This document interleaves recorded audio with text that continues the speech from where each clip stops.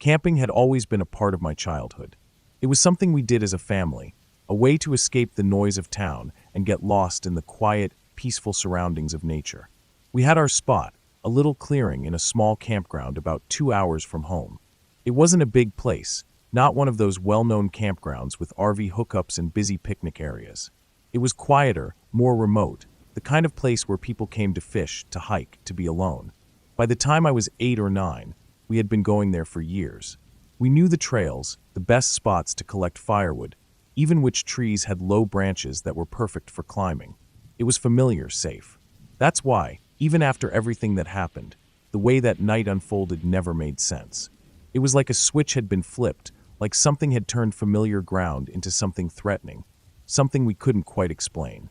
That summer, my mom had agreed to take care of my aunt and uncle's dogs while they were away on military tours. Star and Ariel, 2 well-trained bird dogs, big but gentle. They were the kind of dogs that followed commands with precision, the kind that didn't spook easily. We were happy to have them with us on this trip. It felt like an adventure, like we had extra protection in the wilderness. We arrived at the campsite late in the afternoon. The sun was still up, filtering through the trees in slants of gold, but we didn't have much time before dark. Setting up camp was a routine. My brothers and I helped unpack the car, setting up the tent in our usual spot, gathering kindling for the fire. Mom started organizing the food, while my grandma spread out blankets over the picnic table. The dogs sniffed around, tails wagging, acting as if they were just happy to be outside. Everything about that first evening felt normal. We had a fire going by dusk, roasting hot dogs, eating chips straight from the bag. My brothers and I took turns throwing sticks for the dogs, watching them leap through the brush before circling back, tongues lolling, eyes bright with excitement. Eventually, the night settled in, the fire burned lower, and the air grew cooler.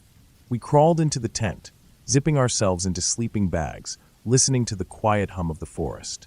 The occasional rustling in the underbrush didn't bother us. Raccoons, maybe a deer moving through the trees.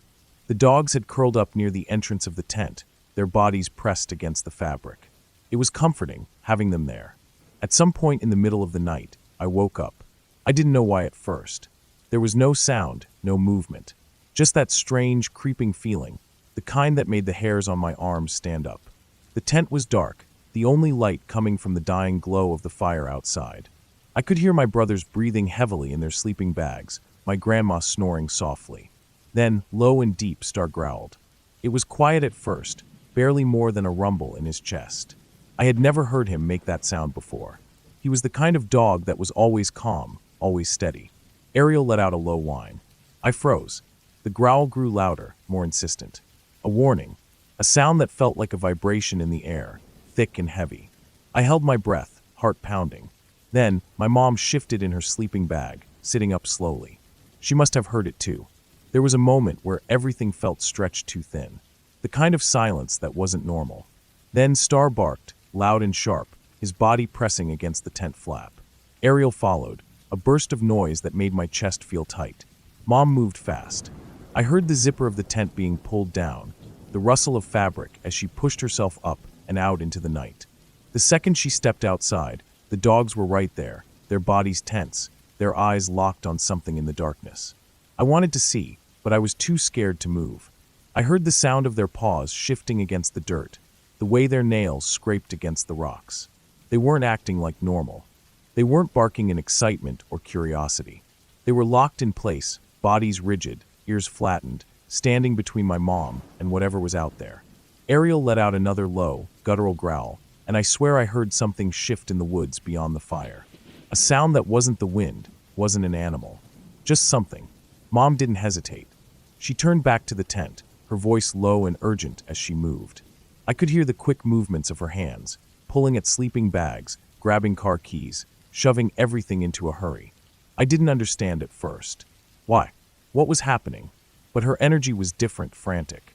It made my stomach twist. The dogs never relaxed. They stayed between us and the trees, moving slowly backward, never taking their eyes off whatever was out there. They weren't running toward it, weren't chasing it away. They were standing guard, keeping us away from whatever it was. And for some reason, my mom listened. She didn't question it. She didn't try to investigate further. She just packed. It was a rush, barely controlled chaos. Sleeping bags shoved into the trunk, bags thrown over seats, hands fumbling with zippers and buckles. I don't remember putting my shoes on. I don't even remember getting in the car. I just remember the feeling of panic, the way the air felt heavy in my lungs.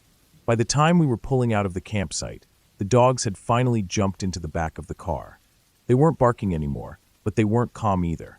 They sat stiffly, ears still pricked up, bodies still alert. We drove fast. For a while, it was just the sound of tires on dirt, the occasional bounce of the car hitting a pothole. My brothers were crying, whispering to themselves in shaky voices. Then, in the rearview mirror, headlights appeared. At first, it didn't feel like anything. Another camper, maybe. Someone else leaving late in the night. But they didn't slow. They didn't turn off. They just followed. I could feel the tension in the car thicken. Mom kept checking the mirror, hands gripping the wheel too tightly. The dogs had turned around, watching through the back window. And then, slowly, their growling started again. Deep. Unrelenting. We weren't imagining it. The car behind us wasn't just going the same way. They were following us. I don't know how long it went on. It felt like forever. The road was dark, twisting through trees, the headlights behind us never falling away, never coming closer. Just there. Then we reached town. The bridge was the last stretch before home. A long, open road that led into the city limits. We kept waiting, wondering if the car would follow us all the way through, if they would still be behind us when we turned onto our street. But they didn't. As soon as we started across the bridge, the headlights slowed. And then, as we reached the middle, the car turned. Sped off in the opposite direction. No hesitation. No delay. Just gone. I don't know what scared me more, that they had followed us for so long, or that they had turned away like that. Like they never meant to go into town. Like they had only meant to follow us out of the woods. We pulled into a gas station, the first one we saw, because my mom needed a moment. Needed a cigarette. Needed air. When she came back to the car, Star wouldn't let her in at first. He stood at the door, staring at her through the window, his body still tense, still watching. Even when we were safe, he wasn't sure. I haven't been camping since.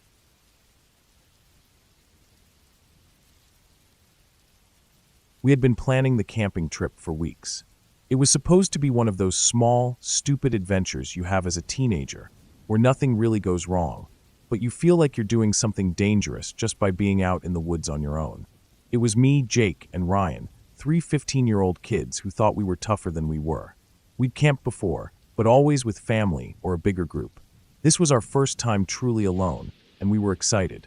The spot we picked wasn't a real campground, just a clearing about a mile from the main road. Far enough that we wouldn't be bothered, but not so far that we couldn't run back if we needed to.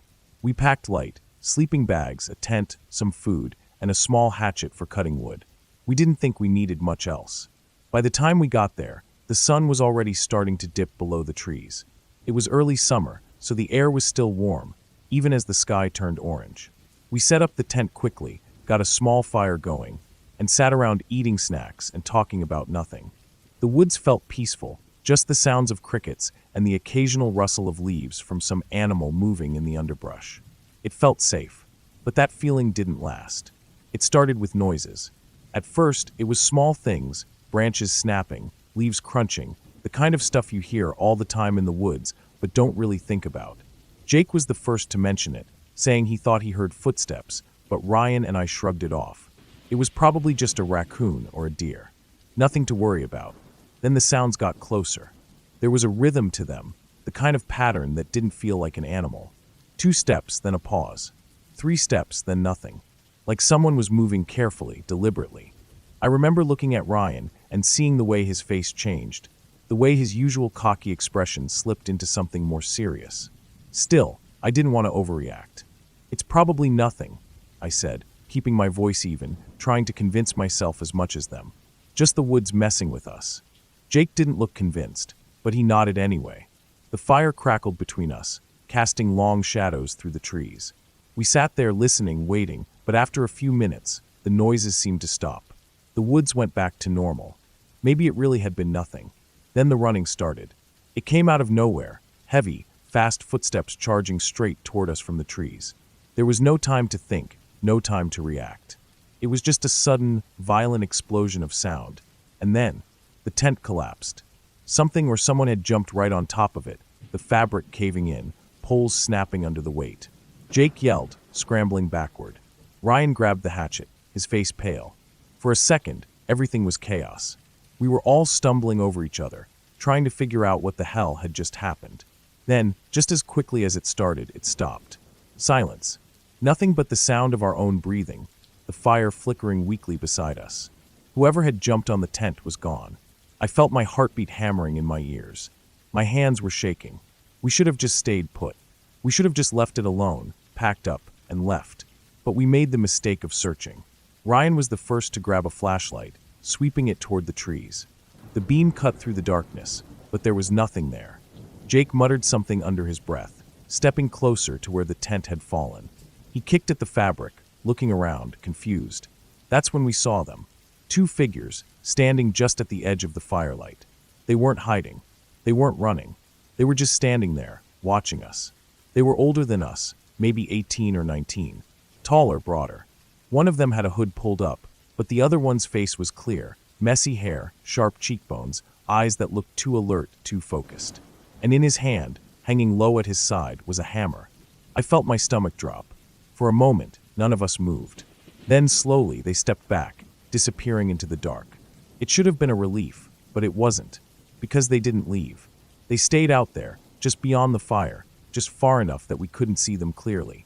Every once in a while, we'd catch glimpses, a shadow shifting between trees, the faint crunch of leaves as they moved. They were circling us, staying close enough to keep us on edge, but never making a sound. They wanted us scared. And it worked. None of us spoke. None of us moved. We just sat there, the fire between us, staring out into the darkness, waiting. Hours passed. They didn't leave.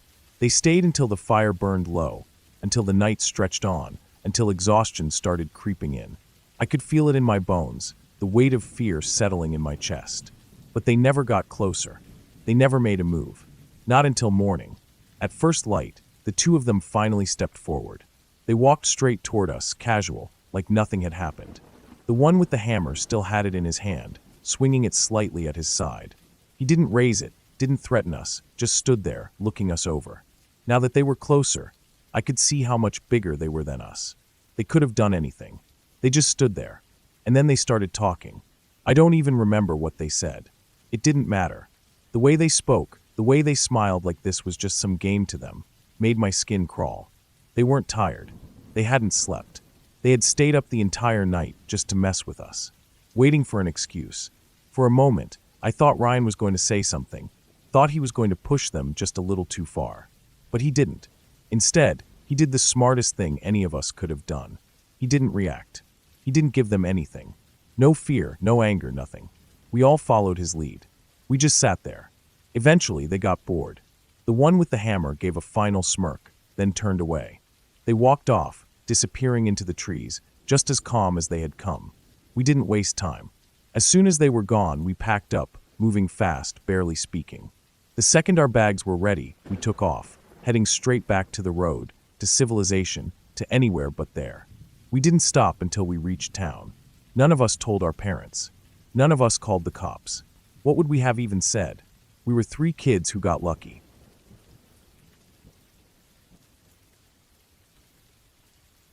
Hunting in the early morning is something I've done since I was a kid. My dad taught me how to walk through the woods before sunrise, how to move without making too much noise, how to stop every so often to listen. He always said the woods are different at night, not just because of the dark, but because of what moves in it. You aren't the only one walking those trails before the sun comes up. I never had a reason to be scared before. I'd hunted the same woods for years, knew every bend in the path, every tree, every ridge. I always carried a rifle, always had my knife on my belt. I was used to the feeling of walking alone in the dark with nothing but a headlamp and the crunch of my own boots. But that morning was different. I was heading out to my blind, like I had 100 times before. It was cold, the kind of early morning cold that makes your breath fog up in the beam of your headlamp. The air smelled like damp leaves and pine, and the ground was frozen just enough to be firm underfoot. No wind, just the dead stillness of the woods before dawn. I had about a mile to hike from where I parked. The trail wasn't marked, but I knew it well. It cut through thick trees, followed along a ridge for a bit, then dropped down into a small clearing where I had my blind set up. The plan was simple: get there before the sun, settle in, and wait. About 5 minutes in, I started hearing the footsteps. At first, I thought I was just hearing my own echoes. The sound was faint, but it had a rhythm, just slightly off from mine. I would take a step, and then a second later, I'd hear another one. Not in perfect time, but close enough that it felt strange. I stopped. The sound stopped.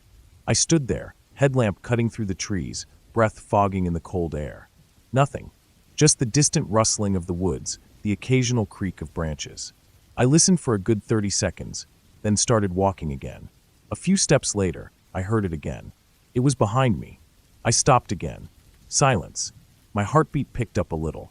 It wasn't the first time I'd heard something moving in the woods with me. Could have been a deer, maybe even a bear, though they usually weren't this quiet. I kept walking. Every 15 yards or so, I stopped, just like my dad taught me. Every time, I heard it stop too. It wasn't my imagination. Something was following me. I turned off my headlamp. The woods went pitch black, just the faintest glow of moonlight through the trees. I stood still listening. If it was an animal, it might keep moving, thinking I was gone. But nothing happened. Just silence, stretching too long. Then, crunch. A single step. Too close. I flipped my light back on and swung it around. The beam cut through the trees, but there was nothing there. Just frozen ground and bare branches. The hair on the back of my neck stood up.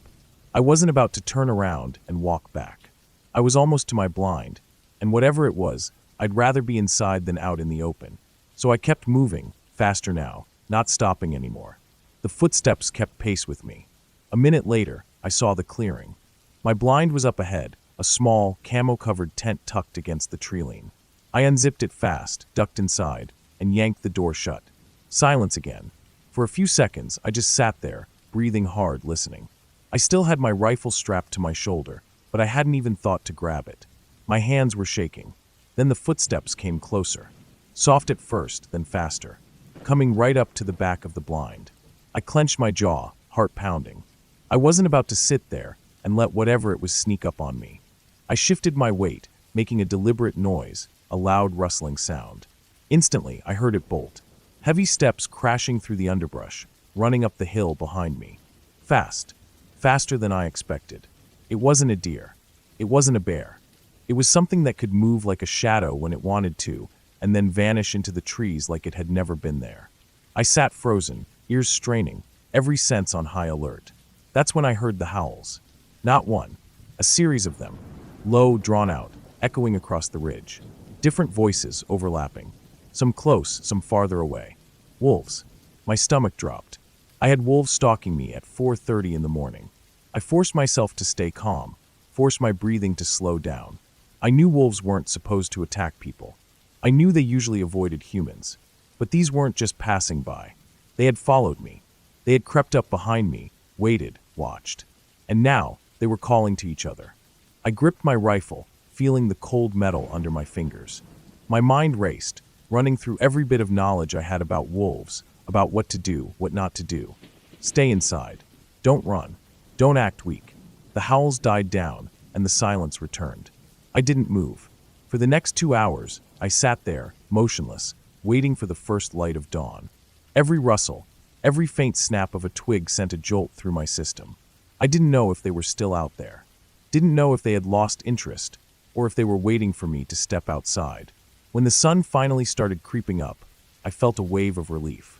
I unzipped the blind as quietly as I could, stepping out with my rifle raised. The woods looked normal. The trail behind me looked undisturbed. There were no prints in the frost, no sign that anything had been there. But I knew what I heard. I knew what had been out there. I didn't stay to hunt. I packed up and left, moving quickly, scanning the trees the whole way back. I never told my dad. Never told anyone. But I never went back to that blind.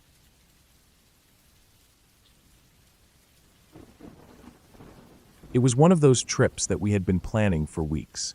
A long weekend camping in the North Georgia mountains. The kind of thing you think about when you're buried under the grind of school or work, daydreaming about fresh air, quiet nights, and the smell of pine trees. The plan was to spend 5 days out in the woods, far enough off the beaten path to truly disconnect. There were 5 of us, me, my buddy Dave, an Army vet with a real knack for survival, 2 of our other friends, and a girl I had been eyeing for a while, Emily. We packed up everything we could think of. We weren't just camping, we were roughing it. A big 10-person tent, propane stove, fold-up cots, portable shower, and enough gear to keep us comfortable and safe out there in the woods. Dave was the kind of guy who always thought of everything. He'd done his share of hiking, hunting, and camping, so when it came to prepping for this trip, he was in charge of the gear. He made sure we had all the essentials, first aid kits, water filters, maps, and all the stuff that could help us survive out there if things went south. I just had to help carry it all. We left on Wednesday afternoon, after finishing classes for the week. The drive out was long, winding through small towns, and then into the deeper woods. We parked the truck in a town that felt like it hadn't changed much in 50 years. From there, we started hiking. The weight of our packs felt heavy, but we were eager to get to our spot. The sun was starting to set as we walked deeper into the forest, past the point where most day hikers turned around. By the time we hit the 4 to 5 mile mark, we'd only seen a handful of other hikers, and they had all turned back by now. That's when we first noticed something odd. We came across this small clearing, maybe half an acre, and in the center of it was a pond or tiny lake, surrounded by tall grasses. The air had this strange stillness to it. We stopped in our tracks. The usual sounds of the forest, the rustle of leaves, birds calling, insects buzzing, had all stopped. Even the wind seemed to die down. It was like nature itself had gone completely quiet. Dave and I exchanged a look, both of us reaching for our handguns instinctively. You never know when a predator might be nearby, and a situation like this definitely had the hairs on the back of my neck standing on end. We didn't want to make any noise, so we moved slowly, scanning the edges of the clearing. That's when I saw her. At first, I thought my mind was playing tricks on me. But no, there was a woman standing on the far side of the pond, right at the edge of the trees. She was far enough away, maybe 150 yards, but clear enough for me to make out that she was wearing a dress, something white, and she was standing absolutely still, not moving at all. Her face was turned towards the trees, her back mostly to us, but there was something off about her. Maybe it was the way she just stood there, like she was frozen in place, or maybe it was that she was so far out in the woods, miles from the nearest house or road. Dave must have seen my reaction because he grabbed my arm and motioned for me to follow him. We decided to keep moving, figuring she was someone who lived out here. Still, the whole thing felt strange, and we both made sure to keep our eyes on her as we continued walking. As we crossed the clearing and entered the trees again, I glanced back. She was gone, just like that. The sounds of the forest returned to normal, and the air felt less heavy. But something about it didn't sit right with me. We pressed on and found a good spot to set up camp, a couple of miles further down the trail. By now, the sun was dipping behind the trees, so we set up the tent, got the fire going, and started to unwind. The cold mountain air had a crispness to it that made the fire feel even warmer. We popped a couple of beers, and I took the chance to flirt a bit more with Emily, the girl I had been interested in. The vibe was great, and I was finally starting to relax. But then, something odd happened. We had all been hanging out for a while, just enjoying the evening, when Emily and I decided to slip away for a bit. We had been eyeing each other all day, and I figured this was the perfect time to make a move. We slipped behind the tent under the guise of setting it up some more, but we ended up fooling around a bit. Things were going well until Emily suddenly stopped and looked at me, her expression a little off. "What's wrong?" I asked. "Nothing," she said, though there was something in her voice. It just got really quiet. I froze. Now that she mentioned it, the sounds of the forest had disappeared again, just like before. No birds, no insects, no wind. It was dead quiet. I didn't know if it was my nerves or something else, but the hair on the back of my neck stood up again. We both quickly dressed and went back to the fire, trying to shake off the weird feeling. The others didn't seem to notice anything strange, though they teased us about taking so long to fix the tent. The next morning, we woke up to a strange sight. The propane stove, which we had turned off and packed away the night before, was on. Not only was it on, but the propane tank was completely empty. Nobody had touched it after we put it away. There was no explanation for it, and while we were all a bit spooked, we chalked it up to maybe someone forgetting to turn it off, though it didn't explain the tank being empty. The next morning, things only got stranger. A few items had gone missing. Emily's sweatshirt, which she had left on a chair, was gone. A lantern we had left outside was missing as well. We all shrugged it off, assuming it was raccoons or something. But even then, it didn't feel right. Those animals don't just grab things and disappear with them. On Friday, we decided to hike to a nearby waterfall that we had read about online. The sun was shining and the air felt lighter, but as we followed the river upstream, that same eerie quiet descended again. It felt like the woods were holding their breath, and we were too. That's when we saw her again. Dave nudged me, pointing up a small hill next to the river. At first, I thought I was seeing things, but no, there she was again. Same white dress, same figure standing still, way up on the hill, barely visible through the trees. I couldn't tell if she was looking at us or not, but she was there. Dave, being Dave, made up some excuse about a mountain lion being nearby and said he was going to scare it off.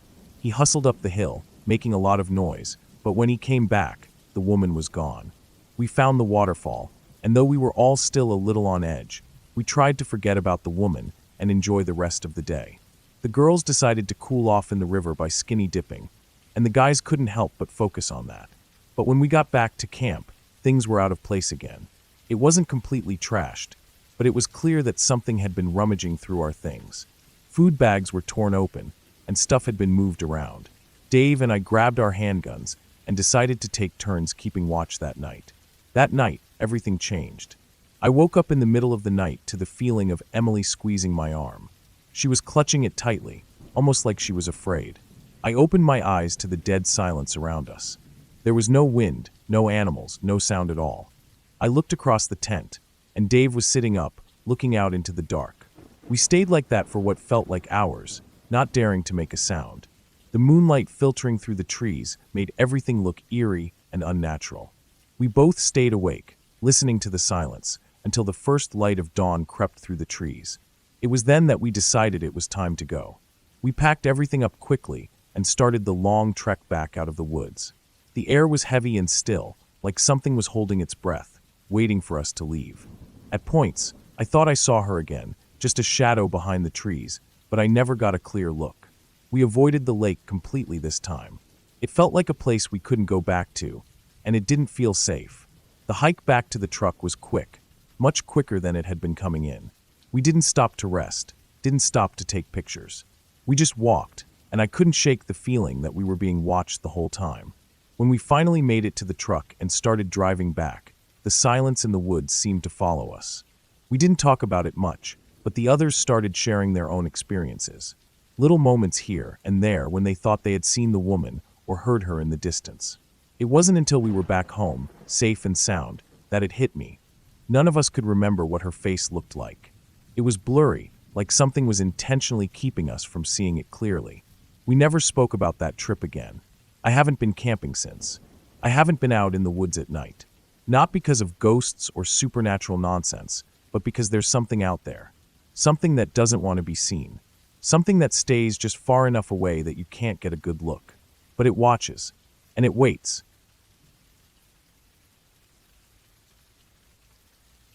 I've always considered myself someone who enjoys solitude and the outdoors.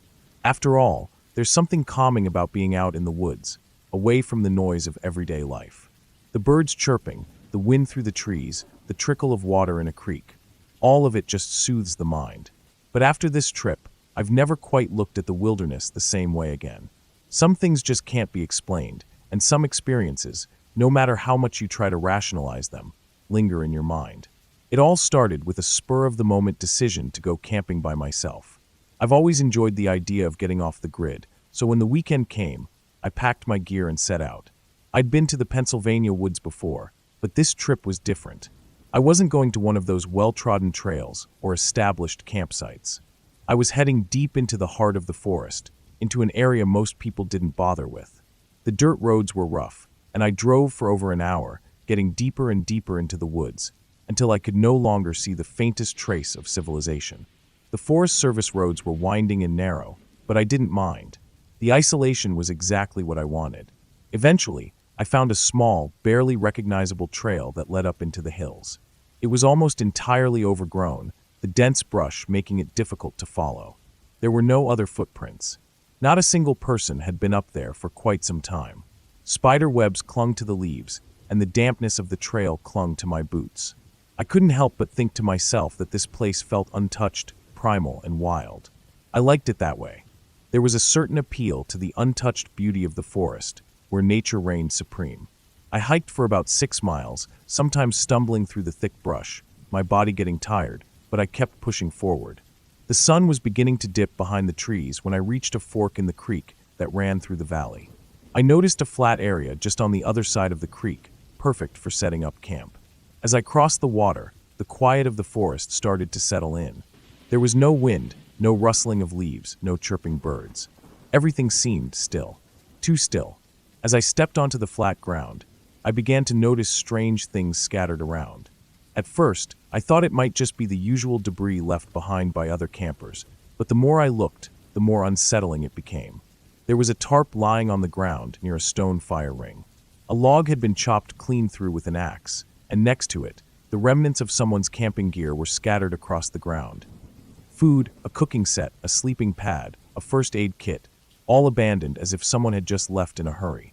No backpack. No sign of a person.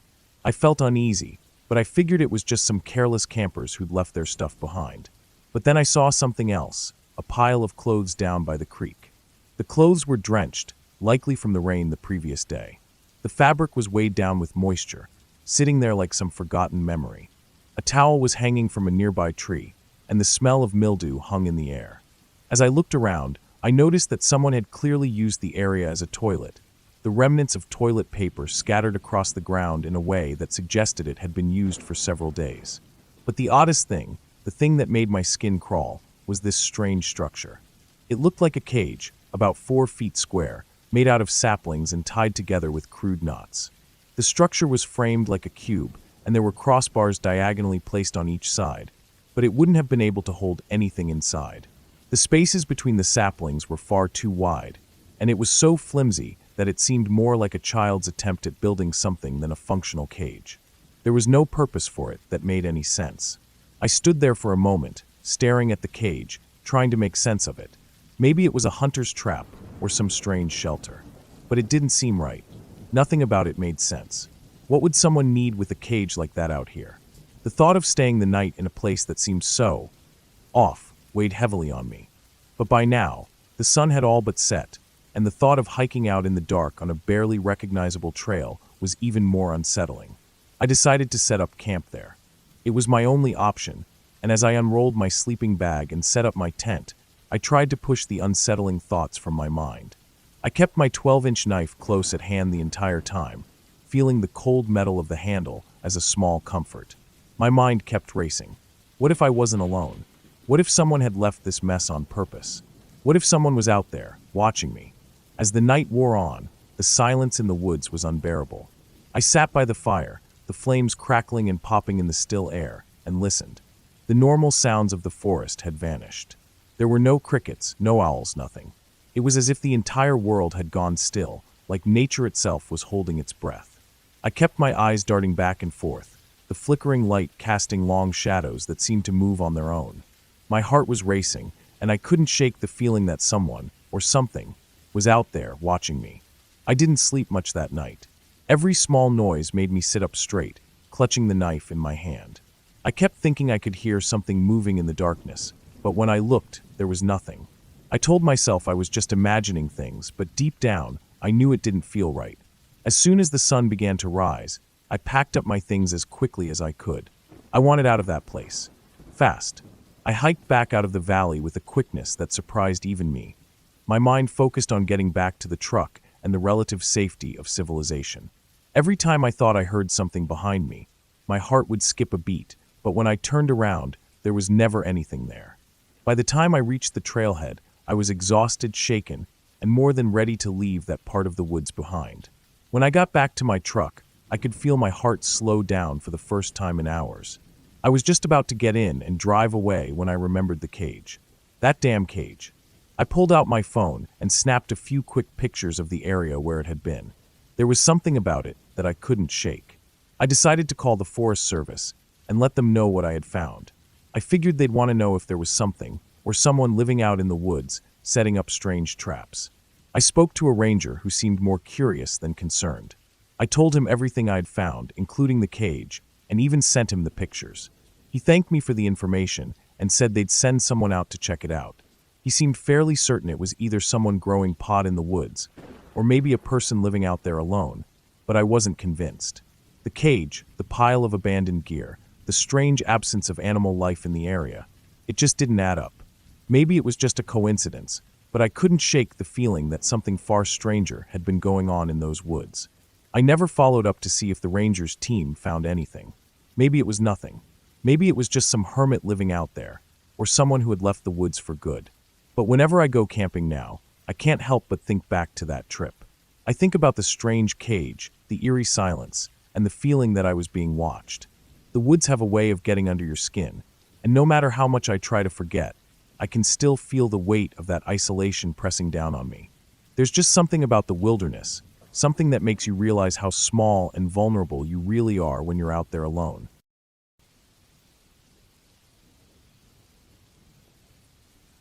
That weekend in Central Florida was supposed to be just another camping trip. It was the late 80s, and I was in my early 20s at the time. I had done plenty of camping throughout my life, having grown up with my family in the woods during nearly every vacation. Two of my closest friends and I planned the trip, and it was supposed to be relaxing.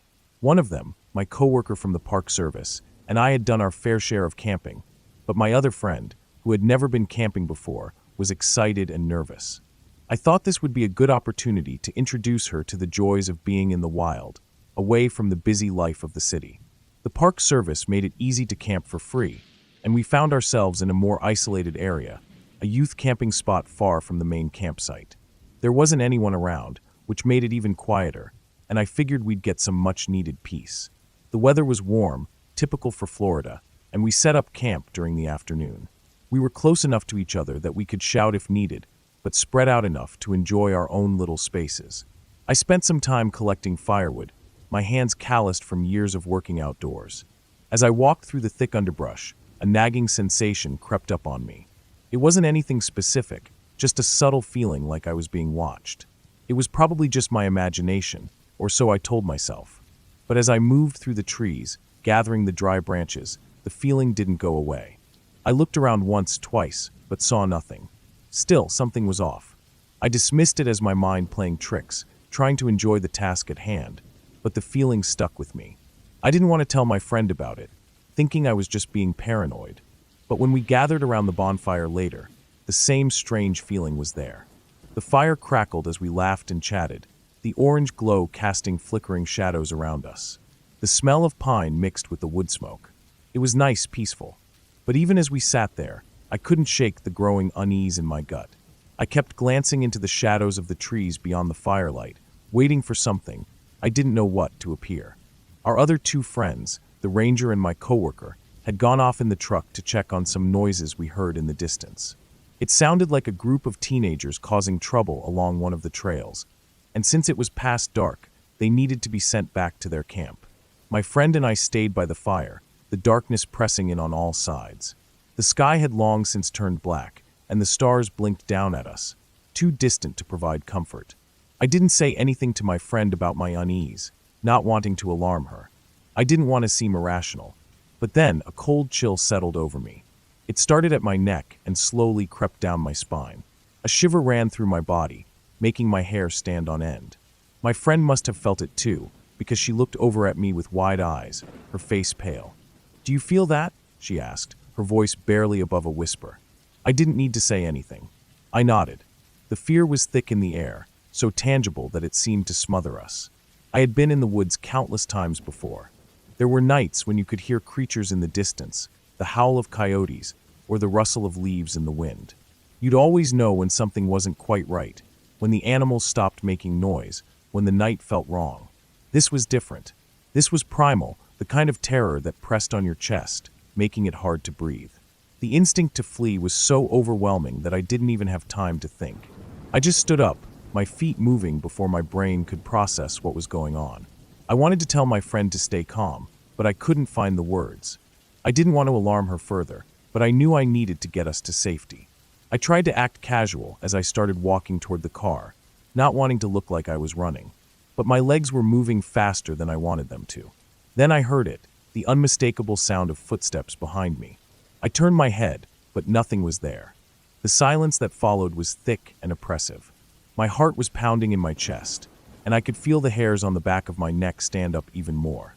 I looked over at my friend, and she had the same terrified look in her eyes. Her hand was clutching her jacket, her knuckles white. We were both scared, but neither of us said anything.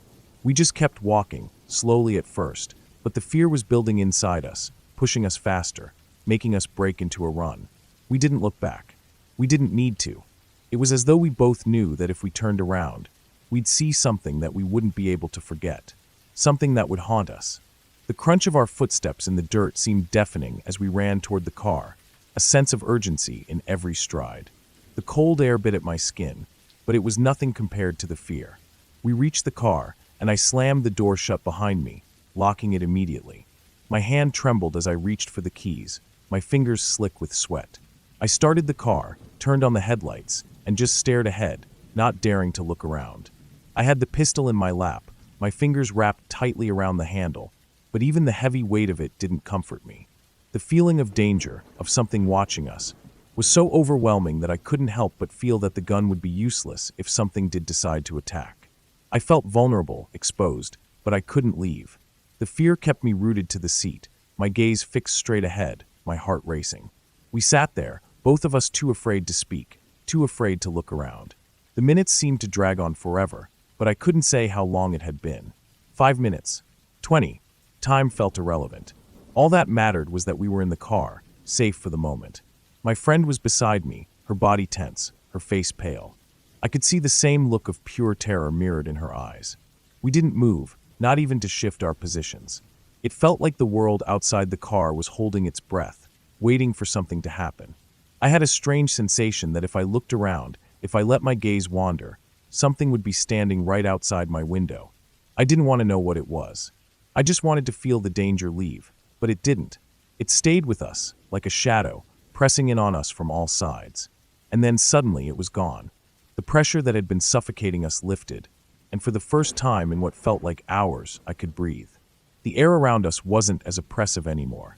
The tension ebbed away slowly, leaving us with a strange emptiness. My friend and I didn't say anything. We didn't need to. We both knew that whatever had been out there was gone, but neither of us could shake the feeling that we had just narrowly escaped something terrible. A few minutes later, the other two returned in the truck, laughing, oblivious to the terror we had just experienced. We tried to act normal, but I could tell they noticed something was off. We didn't tell them what had happened. What could we say? That we'd both felt an overwhelming, paralyzing fear that we couldn't explain? That we thought we were in mortal danger and couldn't even put a name to it? It sounded ridiculous, even to us. So we laughed it off, as if it was just a momentary panic. But deep down, I knew we had just faced something that neither of us could understand, something that we would never be able to explain.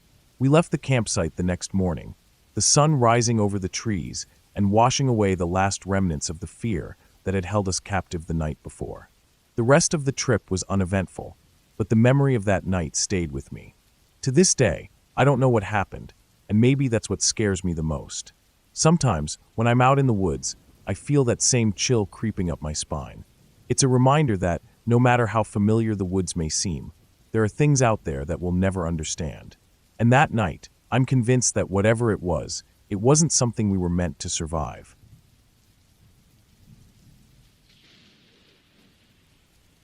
I was in my early 30s when this happened, and my family and I went on our usual retreat in the fall.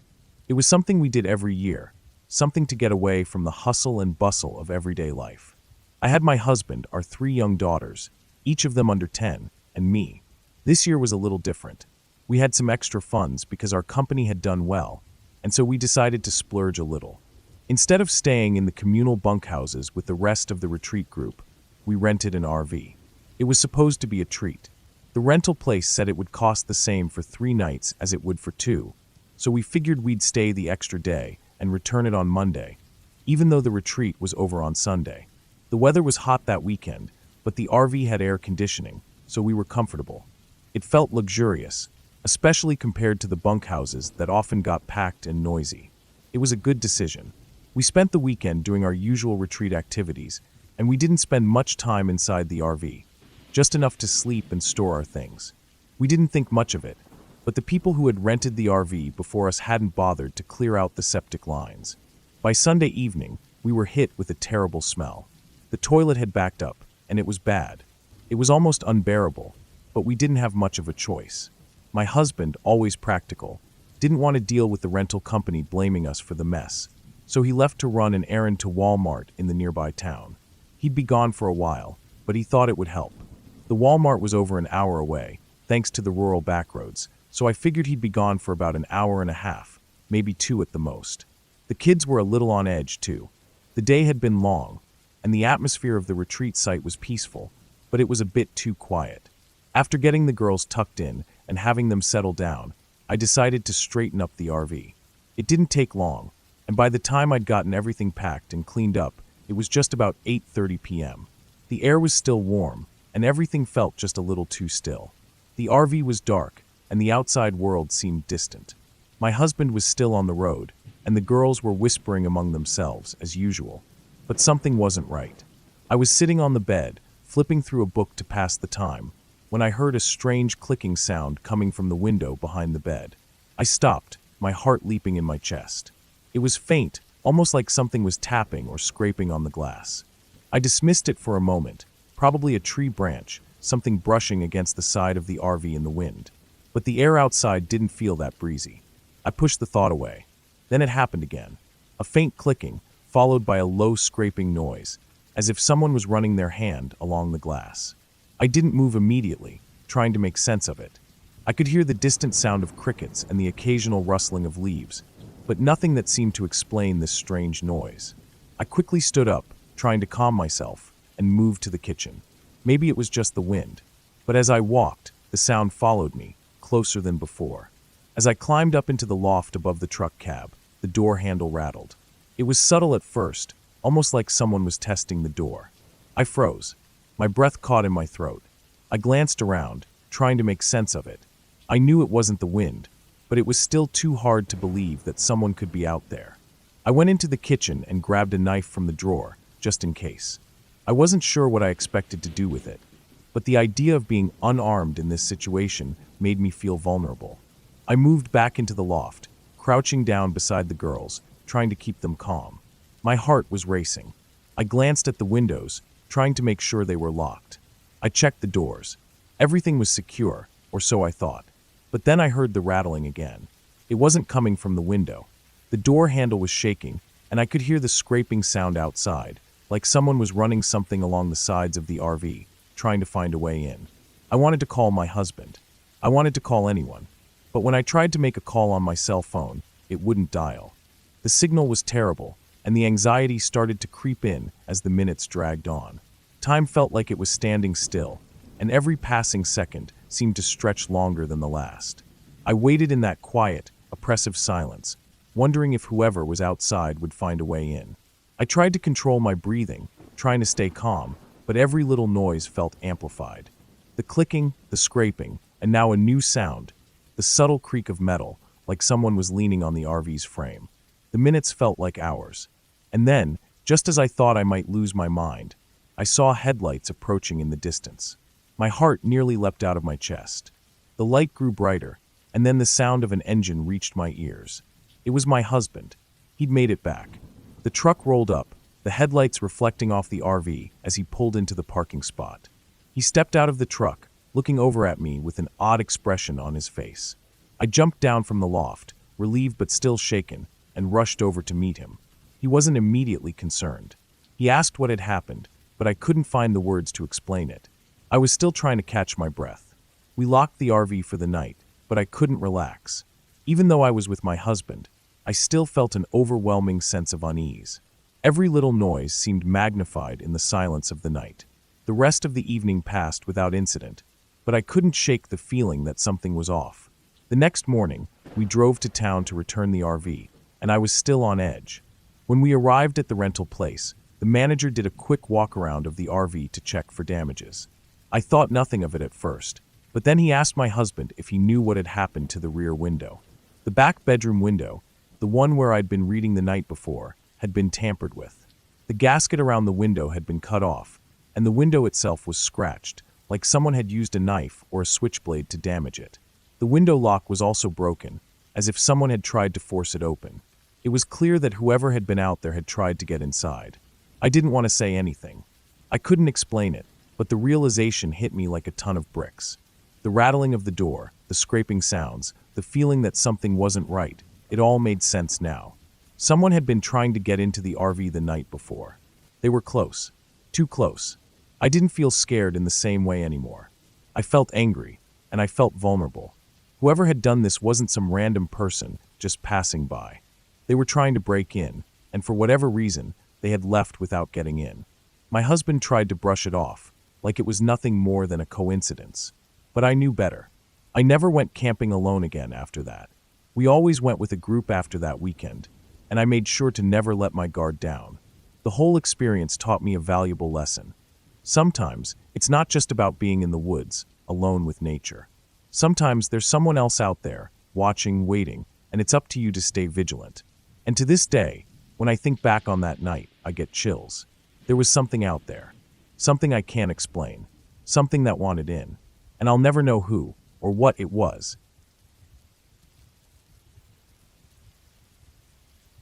I grew up next to a state park. Not one of those wild, untouched parks you'd see in the heart of the wilderness, but the kind that's almost part of the city, overcrowded, overhiked, and overrun with people. People everywhere. You couldn't walk more than a minute on any trail without passing several other hikers or joggers. It was a place that saw so much foot traffic that it almost felt like a public park, even though it was technically a wilderness area. Despite the crowds, there was this one path, an old, barely maintained trail, where we could escape the throngs of city-goers. It wasn't much, a little narrow and rocky, winding deeper into the park away from the well-trodden, paved paths. It was less used, so my dad would sometimes take me on it. It was a bit of a risk, though, since the trail was known for rattlesnakes, but it felt good to be in the quiet, away from the noise. At least we weren't likely to see much wildlife. After all, most of the animals had been driven out of their natural habitat by the constant human presence. The biggest thing I had ever seen out there was a squirrel, and I was 10 years old at the time. That day, we were walking along the trail, the one that followed a ridge above a creek. My dad kept his eyes on the path ahead, cautious of snakes, but I was just happy to be away from the crowds. It was a slow, steady climb as we made our way up the hill.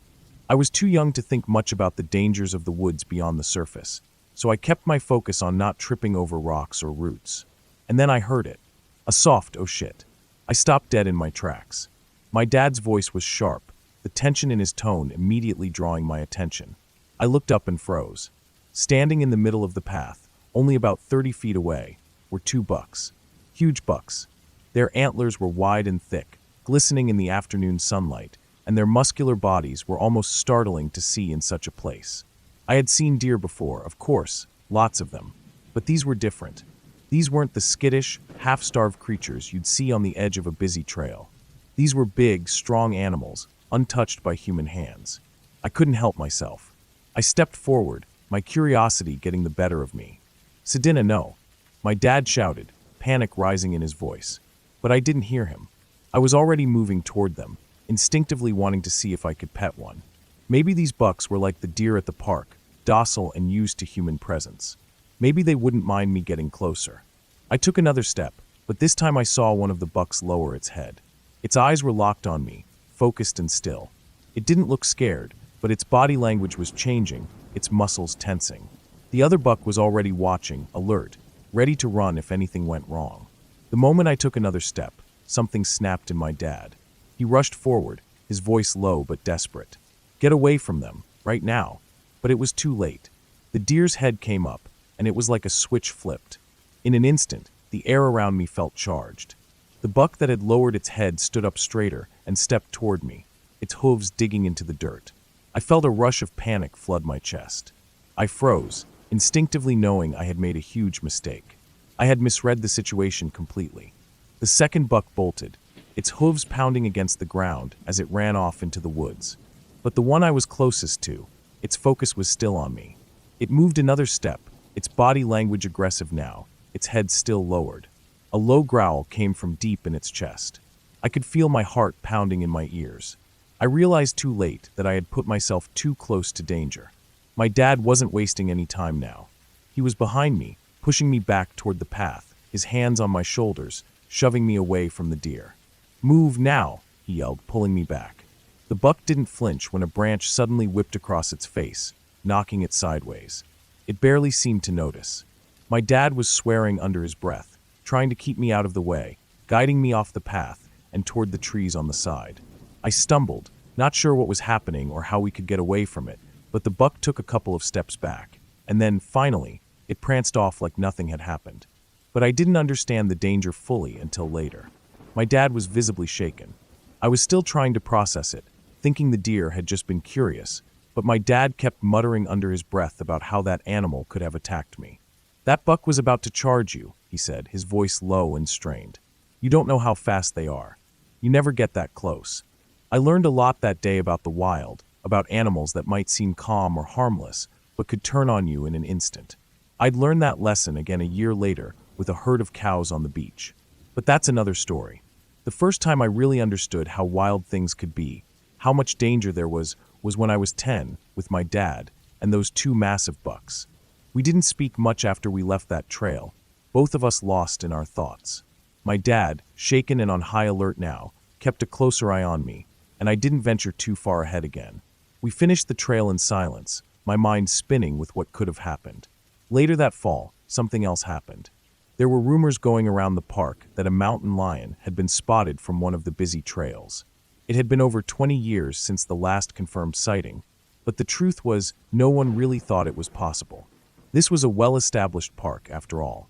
The wilderness area felt so safe because it was so close to the city, like there was no way anything dangerous could slip through the cracks. But conservation efforts were paying off. The park was becoming a haven for wildlife again, even with the crowds, and maybe that meant something had returned to the land. I started hearing things, strange sounds at night. In the dark, the distant scream of a lion echoed across the hills, carrying across the still air. By the time I was in my 20s, the change was clear. Deer no longer shyly kept their distance. They were everywhere. At night, the sound of hooves against the ground echoed through our backyard. There were owls nesting near the main parking lot, and the wild pigs that had once been nothing but rumors had become a real problem. Wild boars roamed freely, rooting up the earth and tearing through yards. They weren't afraid anymore. Then there was the mountain lion. The lions had always been there, somewhere far off, calling into the dark. Now they could be heard more often, their screams cutting through the quiet of the night. You knew something was watching you, even if you couldn't see it. As much as we had become used to it all, the tension of living so close to the edge of the wilderness was always there. It was an unsettling, almost primal feeling, knowing the wild could come rushing back into your life at any moment. It wasn't something I ever really got used to. There was always something off about hearing those lions scream in the distance at night, knowing they weren't too far away. You could hear them when the wind was right, but you never saw them. They were out there, though. You knew they were. The rattlesnakes, too, were still around, but they weren't the most terrifying thing anymore.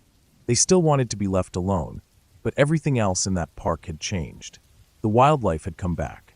And with it came a sharp awareness that the line between the city and the wilderness wasn't as clear as we once thought. It was hard to ignore that feeling of being watched when you stepped into the woods. The sounds of the park, once filled with the chatter of people, were now underscored by the raw, unfiltered noise of the wild. It wasn't just squirrels and birds anymore. There were things in those woods that could kill you if they wanted to. You could feel it in the air when you walked the trails.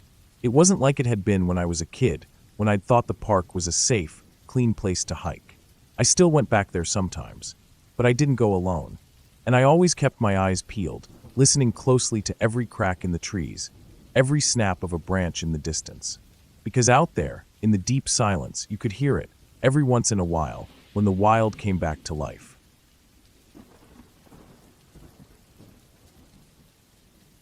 The fire crackled in front of me, the flames dancing in the cool, quiet air. The smell of wood smoke hung heavy, and the warmth from the fire was a comfort against the biting chill of the night. I had always loved camping. Out in the woods, away from the distractions of daily life, the silence of nature surrounding me. I had my dog with me, a big German shepherd named Rex. He wasn't just any dog.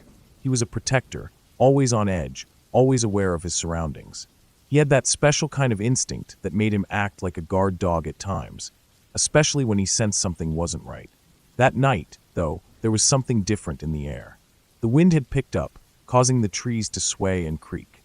The fire cast long shadows against the trunks of the trees around me.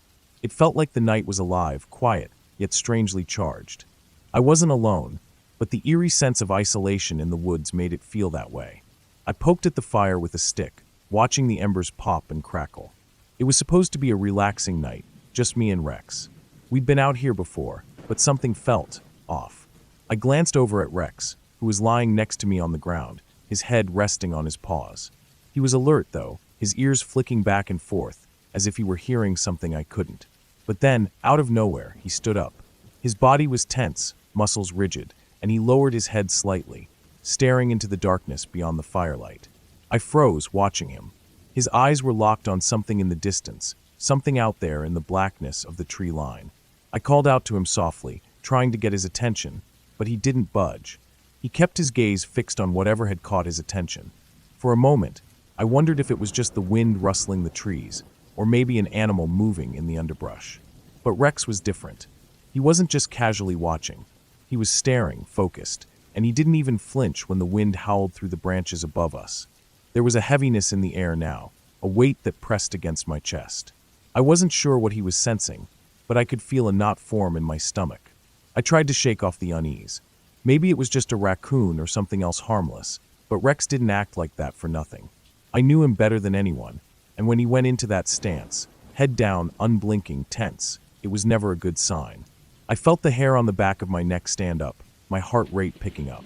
I tried to distract myself by poking at the fire again, but my eyes kept darting over to Rex, who hadn't moved an inch. His focus never wavered, locked onto something just beyond the reach of the firelight.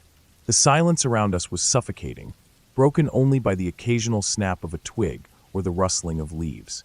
Even the normal nighttime sounds, the chirping of crickets, the distant hoot of an owl, were gone. It was as if the whole forest had held its breath, waiting for something to happen. I could hear my own breathing, shallow and quick, and I tried to force myself to relax. It was just the woods. I was being paranoid. But deep down, I knew it wasn't just my imagination. 5 minutes passed. Rex didn't move.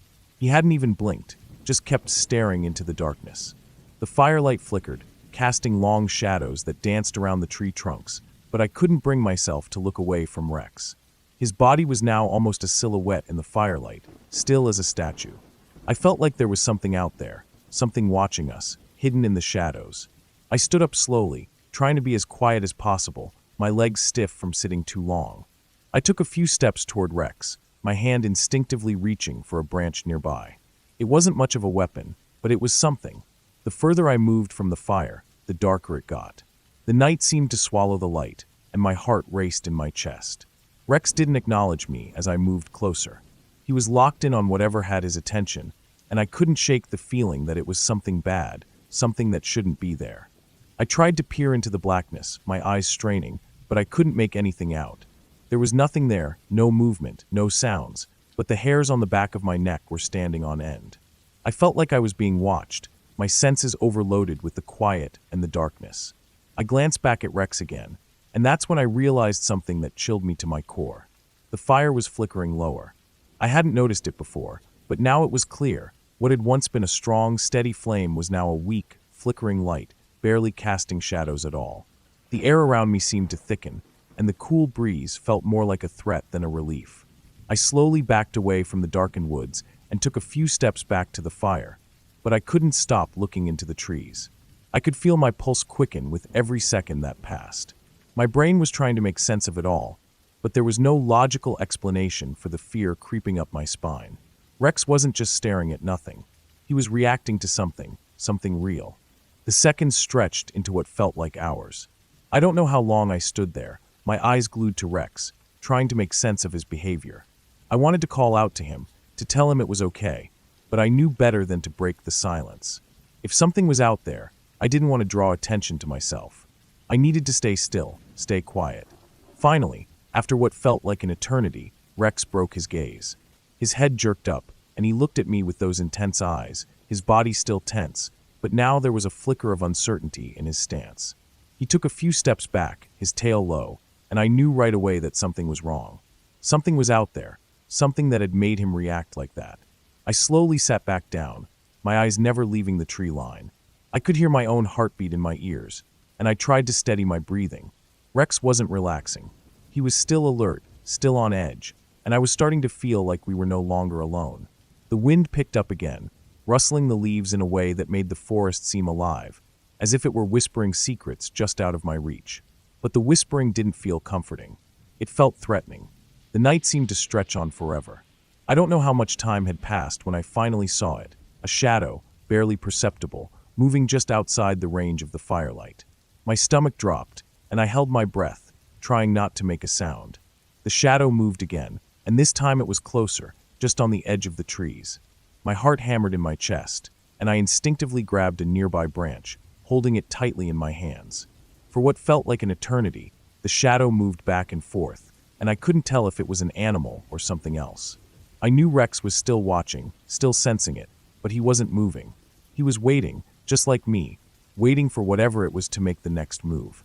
The air felt electric now, charged with the kind of tension you get before a storm. The wind picked up again, blowing through the trees in a low, mournful howl. And then, just as suddenly as it had started, everything stopped. The shadow vanished. The silence returned, deep and unnerving. The fire crackled softly, and the breeze died down, but the sense of danger lingered in the air, thick and suffocating. I stayed awake for hours after that, unable to shake the feeling that something was watching us from the darkness. I don't know what it was, maybe a predator, maybe just the strange way the woods can sometimes make you feel. But whatever it was, I wasn't going to find out. Rex eventually lay back down, still tense but no longer staring into the trees. It was as if the danger had passed, but I couldn't shake the fear. I spent the rest of the night listening to every crack of a branch, every rustle of leaves, my eyes scanning the darkness, waiting for whatever it was to come back. By the time dawn finally broke, painting the sky with soft hues of pink and orange, the woods felt different. The tension had lifted, but I wasn't sure if it was safe yet. Rex seemed more relaxed as the daylight returned, but I didn't trust that feeling. I packed up quickly, ready to leave the woods behind. We didn't stay there much longer, and the next time I went camping, I couldn't shake the memory of that feeling. The feeling of being watched, of something lurking just beyond the firelight. I didn't know what it was, but I didn't need to. Sometimes, the woods hold secrets that are better left undiscovered. And whatever Rex had seen that night, I was content to never know. I learned that night, the woods aren't always as safe as they seem. Some things are better left alone, in the dark where they belong. I had been looking forward to this camping trip for weeks. A solo getaway, deep in a national forest where no one would bother me. Just me, my gear, and the peace and quiet of nature. I had done plenty of solo trips before, so I wasn't nervous. In fact, I was excited. The drive took nearly 5 hours, most of it on winding mountain roads. As I got deeper into the forest, the paved roads turned into gravel, then dirt. My truck kicked up dust as I crawled along, following the faint outlines of an old fire road. I had picked this spot because it was remote. No trails, no campsites, just wilderness. The nearest marked trailhead was nearly 10 miles away. I figured I wouldn't see another person the whole time I was out there. Eventually, I found a clearing just big enough for my truck and set up camp a few hundred feet away. The trees were thick, towering pines and firs, their trunks black against the dimming light. The air smelled of pine needles and damp earth. As I pitched my tent and gathered firewood, I took in the silence. No traffic, no voices, not even the distant hum of a plane. Just the occasional chirp of birds and the rustling of leaves. Perfect. The first night was uneventful. I cooked over the fire, read a book, and turned in early. The forest was quiet, except for the occasional snap of a branch in the distance, normal nighttime sounds. But at some point in the middle of the night, I woke up. Something had pulled me out of my sleep. I listened. Silence. Not a single sound. No crickets. No wind. Nothing. That deep, unnatural silence sent a ripple of unease through me. I held my breath, straining to hear anything. After what felt like forever, an owl hooted somewhere in the distance, and the normal sounds of the forest slowly returned. I exhaled and forced myself to relax. Probably just my imagination. I eventually drifted back to sleep. I spent most of the next day hiking. No trails, just making my way through the forest, navigating by GPS. The weather was perfect. Cool, crisp air, golden light filtering through the trees. But as the day went on, something felt off. It was hard to explain, just a nagging feeling in the back of my mind, like I was being watched. Every so often, I would stop and glance behind me, expecting to see someone standing there. Nothing. Still, the feeling wouldn't go away. By late afternoon, I decided to head back. The walk felt longer than it should have, as if the woods had stretched while I was gone. Every few minutes, I swore I heard faint rustling behind me, but when I turned, there was nothing there. By the time I reached camp, the sun was setting. I built a fire and forced myself to shake off the unease. I was being paranoid. Being alone in the woods can mess with your mind. After eating, I sat by the fire, watching the flames dance. The warmth, the crackling sounds, it was comforting. Then, around 10 p.m., I had to pee.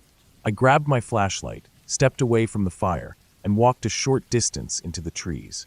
I did my business, zipped up, and turned to go back. And that's when I saw him. He was standing at the edge of the firelight, just inside the tree line. A man, motionless, watching me. He wasn't holding a flashlight. No gear. No sign of a camp nearby. Just a tall, thin figure standing completely still between the trees. My chest tightened. My brain scrambled for an explanation. A lost hiker? A ranger? But why was he just standing there? I raised my flashlight and shined it toward him. Nothing. He was gone. The trees where he had been standing were empty, swaying slightly in the breeze. My breathing was shallow. My skin crawled. I scanned the area with my flashlight, my pulse hammering. Nothing moved. No sound of footsteps. Just the crackling of my fire in the distance. I forced myself to walk, slow, steady, back to my campsite. My hands were shaking as I grabbed my knife and sat by the fire, heart pounding in my chest. Had I imagined it? Maybe. But I didn't think so. I barely slept that night. Every time I closed my eyes, I imagined him standing there, watching. Morning light brought some relief, but not much. I packed my things quickly, eager to get out of there. The plan had been to stay another night, but something in my gut told me to leave. As I loaded my truck, I took one last look at the woods. And that's when I saw him again, farther away this time. Just a dark shape between the trees.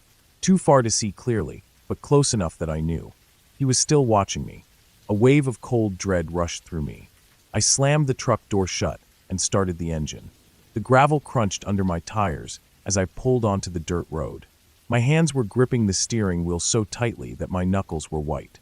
I checked the rearview mirror once, and I swear, he was standing in the middle of the road, watching me leave.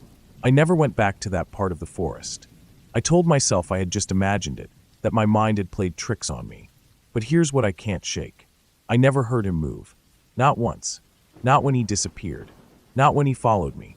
And I keep wondering, how long had he been watching me before I even noticed?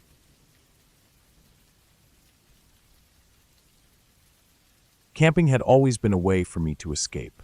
There was something about being away from the city, away from people, just surrounded by trees and open sky, that reset my mind.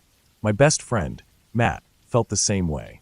We had been camping together for years, always choosing the most remote spots we could find. We liked the isolation, the quiet, the feeling of having nothing but nature around us. This trip was no different. We had planned a 3-day camping trip in a national forest, choosing a site near a small, unmarked lake. It was about a 4-hour hike from the nearest road, and as far as we knew, no one else would be anywhere near us. We had scouted the area months before and found a perfect clearing for our tents, close to the water but surrounded by thick trees for cover. We set out early, our backpacks heavy with gear and supplies. The hike was tough, the summer heat making the uphill sections brutal. By the time we reached the lake, the sun was low in the sky, casting long shadows through the trees. The air smelled of pine and damp earth. The only sounds were birds calling and the occasional rustle of wind through the branches. We set up camp quickly, pitching our tents side by side with a small fire pit between them. Matt gathered firewood while I filtered water from the lake. By nightfall, we had a good fire going, and we sat beside it, eating chili and talking about nothing in particular. It was peaceful, until we heard the footsteps. At first, we ignored them. It was subtle, just the occasional crunch of leaves somewhere beyond the firelight. Probably an animal, we figured. A deer, maybe. The forest was full of them. But then, as the fire burned lower, the footsteps became more distinct. Not quick, like an animal moving through underbrush. Slow, measured, deliberate. I looked at Matt, and he looked at me. We didn't say anything, but I could tell we were thinking the same thing. Someone was out there. I grabbed my flashlight and swept it across the trees. Nothing but darkness. The trees cast strange, jagged shadows, but no sign of movement. Then, just as I turned the light away, crunch. A single step. Close. Too close. I swung the light back, but there was nothing there. Probably just a deer, Matt said, though his voice was quieter than before. I nodded, forcing myself to believe it, but something felt off. The fire crackled, sending flickering light over the trees. I told myself it was just my imagination, that we were alone out here, that there was nothing to be afraid of. I was wrong. We stayed by the fire a while longer, trying to act normal, but I couldn't shake the unease creeping over me. The forest, once so peaceful, now felt different, like it was watching us. We finally decided to turn in for the night. Matt doused the fire while I double-checked our food bag, making sure it was tied up high in a tree away from animals.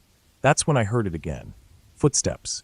But this time, it wasn't just a single step. It was a slow, steady circle, someone walking around our campsite. Not rushing, not running, just moving. I froze, my hand gripping the rope. The sound was unmistakable. Boots on dry leaves. "Matt," I whispered. He looked at me, his face pale in the dim light. He had heard it too. We both stood there listening. The footsteps stopped. Silence stretched between us, heavy and suffocating. Then, crunch. Behind me. I spun, flashlight shaking in my hand, but the beam caught nothing but trees. Matt cursed under his breath. What the hell is going on? I didn't answer. I didn't know. We stood there for what felt like forever, listening. But the sound never came back. Finally, Matt exhaled sharply. Screw it. Let's get in the tents. Neither of us wanted to admit we were scared. But we were. I zipped my tent shut, my knife within arm's reach. The fabric felt impossibly thin, offering no real protection against whatever was out there. I lay awake, listening. The forest was quiet. Too quiet. No crickets. No wind. Just silence. Then, in the middle of the night, crunch, right outside my tent. I stopped breathing. I could hear it. Soft, slow steps moving between our tents. Not an animal. A person. I squeezed my knife handle so tightly my hand hurt. My heartbeat was deafening in my ears. I wanted to call out to Matt, but I was too afraid to make a sound. Then, the zipper on Matt's tent moved. Not unzipping. Just a slow, testing pull. Matt shot up inside his tent. I heard his breath hitch. Then suddenly silence. Nothing. No movement. No sound. I lay there, my muscles locked, waiting for something to happen. After what felt like hours, I finally drifted into an uneasy sleep. When I woke up, it was just after dawn. The pale light filtered through the trees, making everything look unreal. I sat up, feeling groggy, my body stiff from tension. Then I saw Matt already outside, standing completely still, staring at the ground. I unzipped my tent and stepped out, and my stomach dropped. There were footprints, dozens of them, all around our tents. Not boot prints, bare feet. Whoever had been out there had no shoes. I swallowed hard. We're leaving. Matt nodded, already packing his gear. Neither of us spoke as we tore down camp in record time. The whole hike back, I felt like we were being watched. I kept checking behind us, but there was never anyone there. When we finally reached the road, we threw our gear in the car and got inside. Only then did I allow myself to breathe. We never went back to that campsite, and we never spoke about it again. But I still think about those footprints, and I wonder, how long had they been watching us?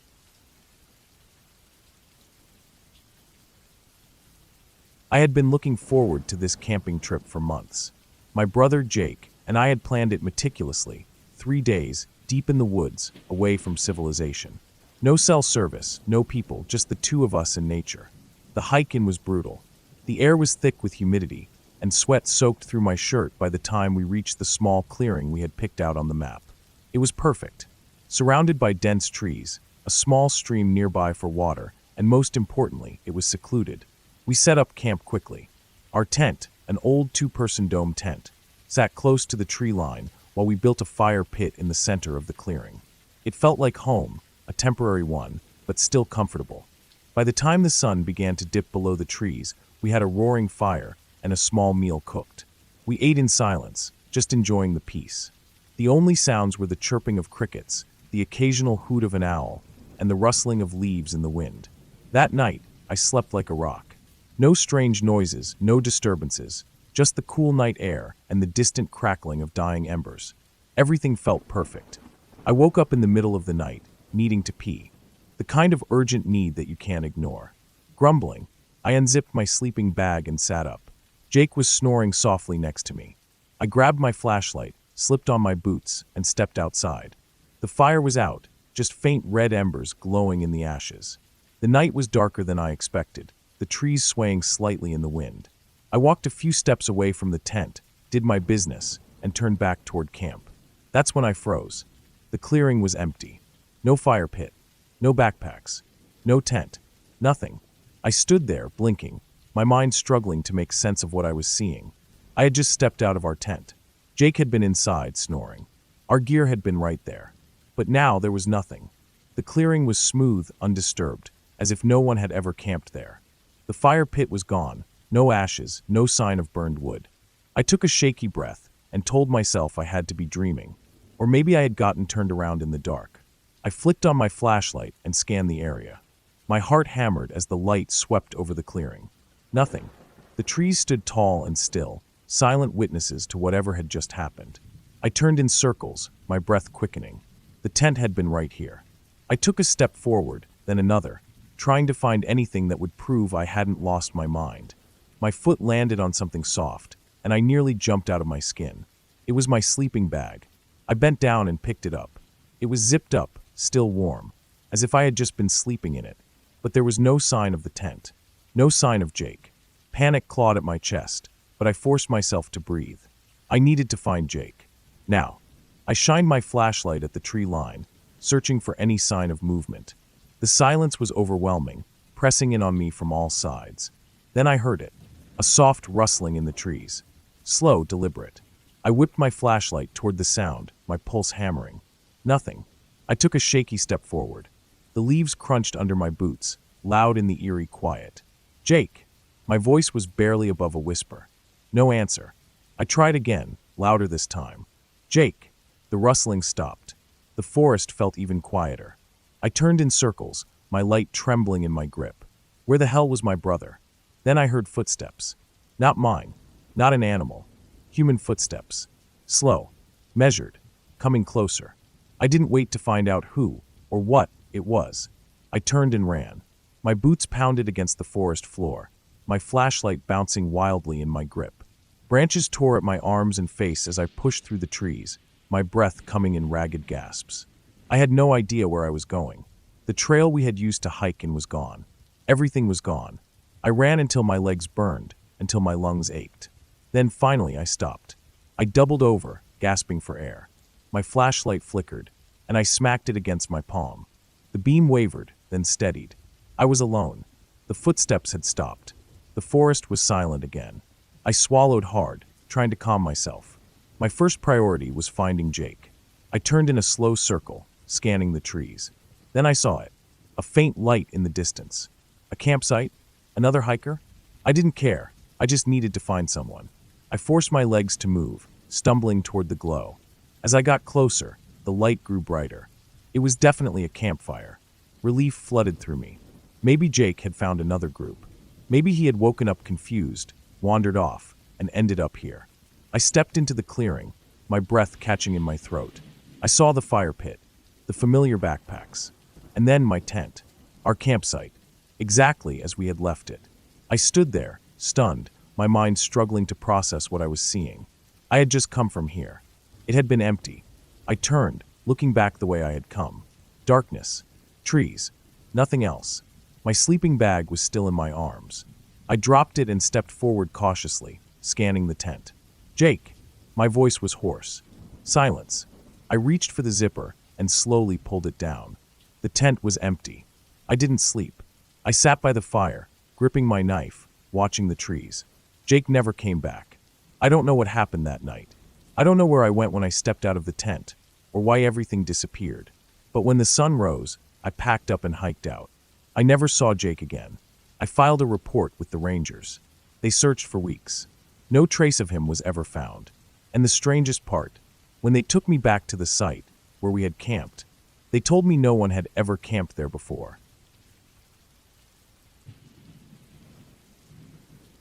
The drive into the forest had been long, nearly 4 hours from the nearest town. I had chosen this campsite specifically because of its remoteness. No people, no noise, just pure solitude. The forest was dense, towering pine trees stretching in every direction, the late afternoon sun filtering through the canopy in golden streaks. I parked my truck on the side of the narrow dirt road and grabbed my gear. The actual campsite was about half a mile in, a clearing next to a small, slow-moving creek. The hike in was easy, though the silence of the place was almost unsettling. No distant sounds of traffic, no voices, just the occasional rustling of leaves and the steady rhythm of my own footsteps. By the time I reached the clearing, the sun had dipped lower in the sky, casting long shadows across the forest floor. I set up my tent near the creek, about 20 feet from the fire pit left by previous campers. The firewood was already prepped. Someone had left a neat stack of dry logs, which was a welcome surprise. As I built the fire, I couldn't shake the feeling of being watched. It was an odd sensation, the kind that makes the hair on your neck stand up. I chalked it up to being alone in the wilderness and pushed the thought aside. By nightfall, the fire crackled warmly, pushing back the darkness. I sat on a log, eating a simple meal and enjoying the stillness. I had been looking forward to this, just me, nature, and the soft, ambient noise of the forest. It was sometime past midnight when I noticed it. The fire had burned low, flickering against the trees, their long shadows stretching and shifting with the flames. I had been staring into the embers, lost in thought, when something felt off. The shadows moved with the firelight, stretching and shrinking as expected. Except for one. It was tall and still, darker than the others. My eyes adjusted, and a cold chill ran down my spine. It was human-shaped. I blinked hard. The shadow didn't move. The fire flickered, shifting all the other shadows around it. But that one remained in place, unnaturally still. It was cast against a tree about 30 feet away, as if someone was standing there. But there was no one there. I stood up slowly, my heartbeat pounding in my ears. The night was quiet, save for the crackling of the fire. I picked up my flashlight, took a deep breath, and aimed it directly at the shadow. Nothing. Just the empty tree. The moment the light hit it, the shadow vanished. But at that exact second, I heard it. Running. Fast, crashing footsteps tearing through the underbrush, moving away from me. My breath caught in my throat as I swung the flashlight wildly, trying to catch a glimpse of whoever, or whatever, had been standing there. The sound faded into the distance, swallowed by the deep forest. I stood there for what felt like an eternity, gripping my flashlight so tightly my knuckles ached. There was no way I was sleeping after that. I hadn't slept. Every tiny sound outside the tent made my body go rigid with fear. The fire had burned out completely, and I sat there in the dark for hours, knife in hand, listening. As soon as the sky lightened, I forced myself out of the tent. The forest looked different in the morning, less threatening, more peaceful. But the unease lingered. I walked to where I had seen the shadow and found footprints. They were barefoot. The prints led into the trees and disappeared into the undergrowth. I followed them a few steps, but the logical part of me knew better than to go any deeper. I debated leaving. Something about this place felt wrong. But at the same time, it could have been my imagination playing tricks on me. Sleep deprivation, the flickering firelight, maybe I had spooked myself for nothing. I convinced myself to stay. I spent the day hiking, trying to shake off the fear from the night before. By the time I got back to camp in the late afternoon, the forest felt normal again. But as the sun dipped below the trees, my anxiety returned. I built a bigger fire that night. It felt safer somehow, the flames higher, the light pushing back the darkness a little farther. I kept my flashlight and knife within arm's reach. Hours passed, and nothing happened. I started to relax, convincing myself that I had overreacted. Then, just past midnight, I felt it again. That off feeling. I turned my head slowly toward the trees. It was back. The shadow. Exactly where it had been the night before. Unmoving. I swallowed hard, my chest tightening. My breathing was too loud in my ears. I didn't want to shine the flashlight at it again. I didn't want to hear those footsteps running away. I forced myself to move. I grabbed the flashlight, hands shaking, and turned it on. The shadow vanished. But this time, the footsteps didn't run. This time, they moved toward me. I heard them, deliberate and slow, crunching through the dry leaves. Coming closer. I jumped to my feet, my flashlight sweeping frantically through the trees. Nothing. The footsteps stopped. I stood there, frozen, my own breath coming fast and shallow. The forest was silent again. Then just barely audible breathing. It was close. So close. I didn't wait to find out what it was.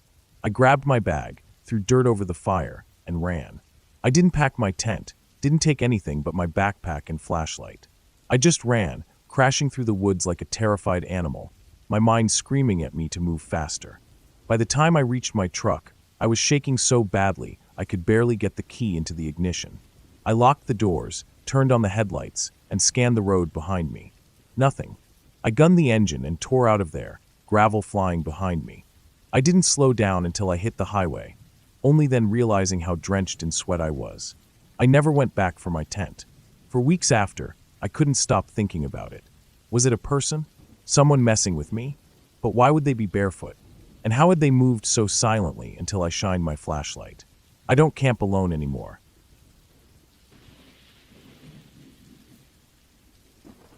Camping had always been something I loved. It wasn't about adventure or proving anything.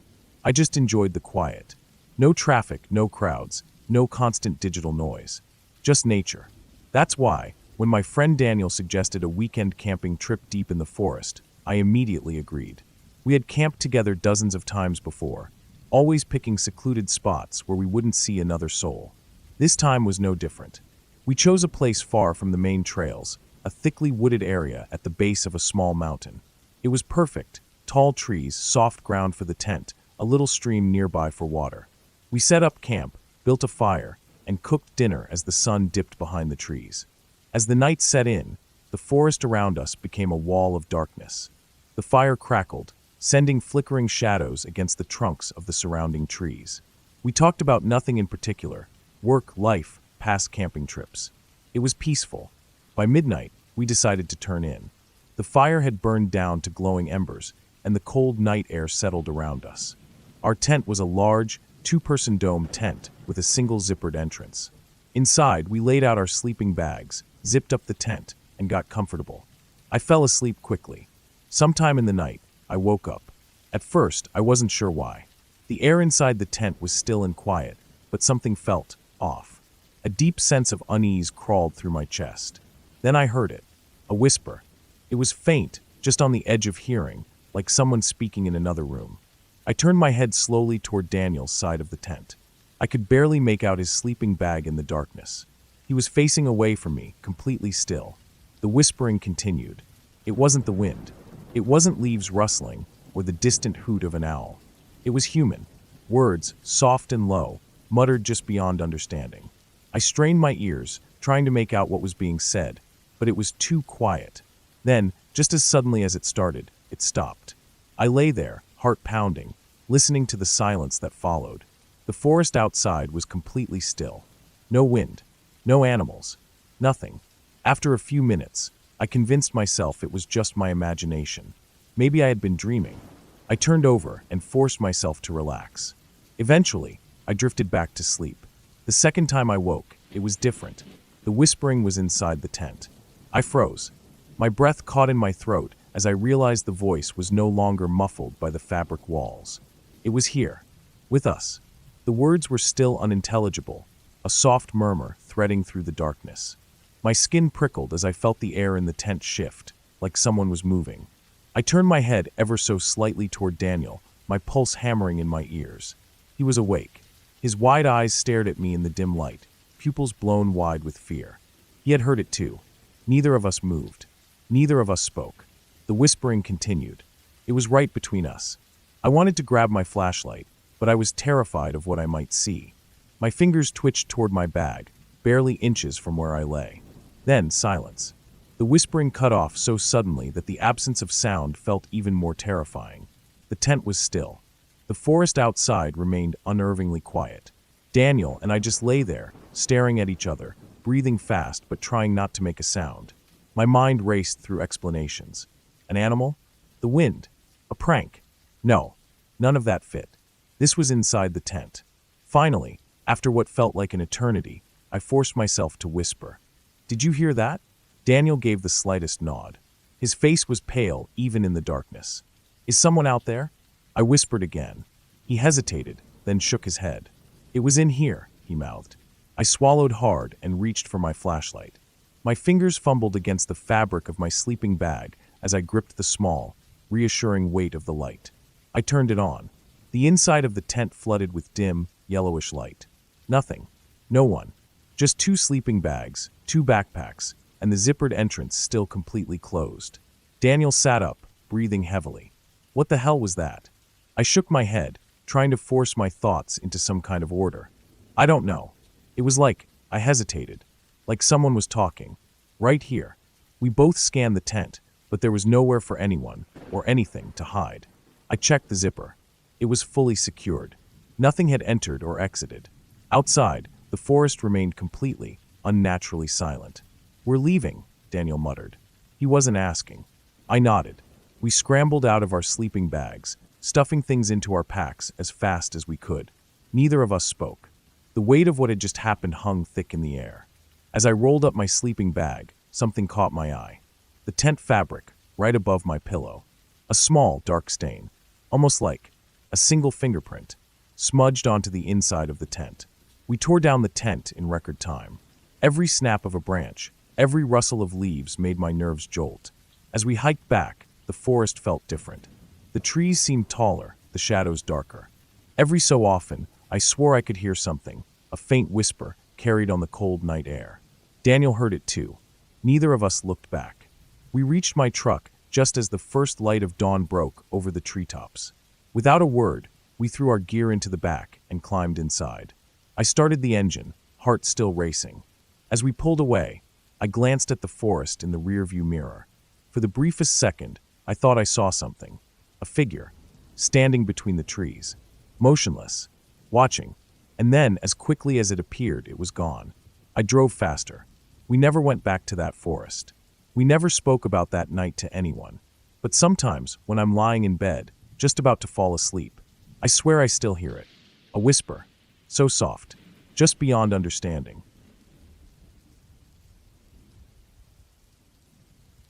Camping in the deep woods was something I had done countless times before. I wasn't afraid of the dark, of animals, or of being alone. But after that trip, I realized there were things out there. Things that weren't supernatural but were just as terrifying. It was supposed to be a simple weekend getaway with my friend Mark. We had planned it a few weeks in advance, picked a secluded spot near a small river, and packed enough food and supplies for 2 nights. The area was remote, about a 6-hour drive from the nearest town, and then a 3-hour hike into the woods.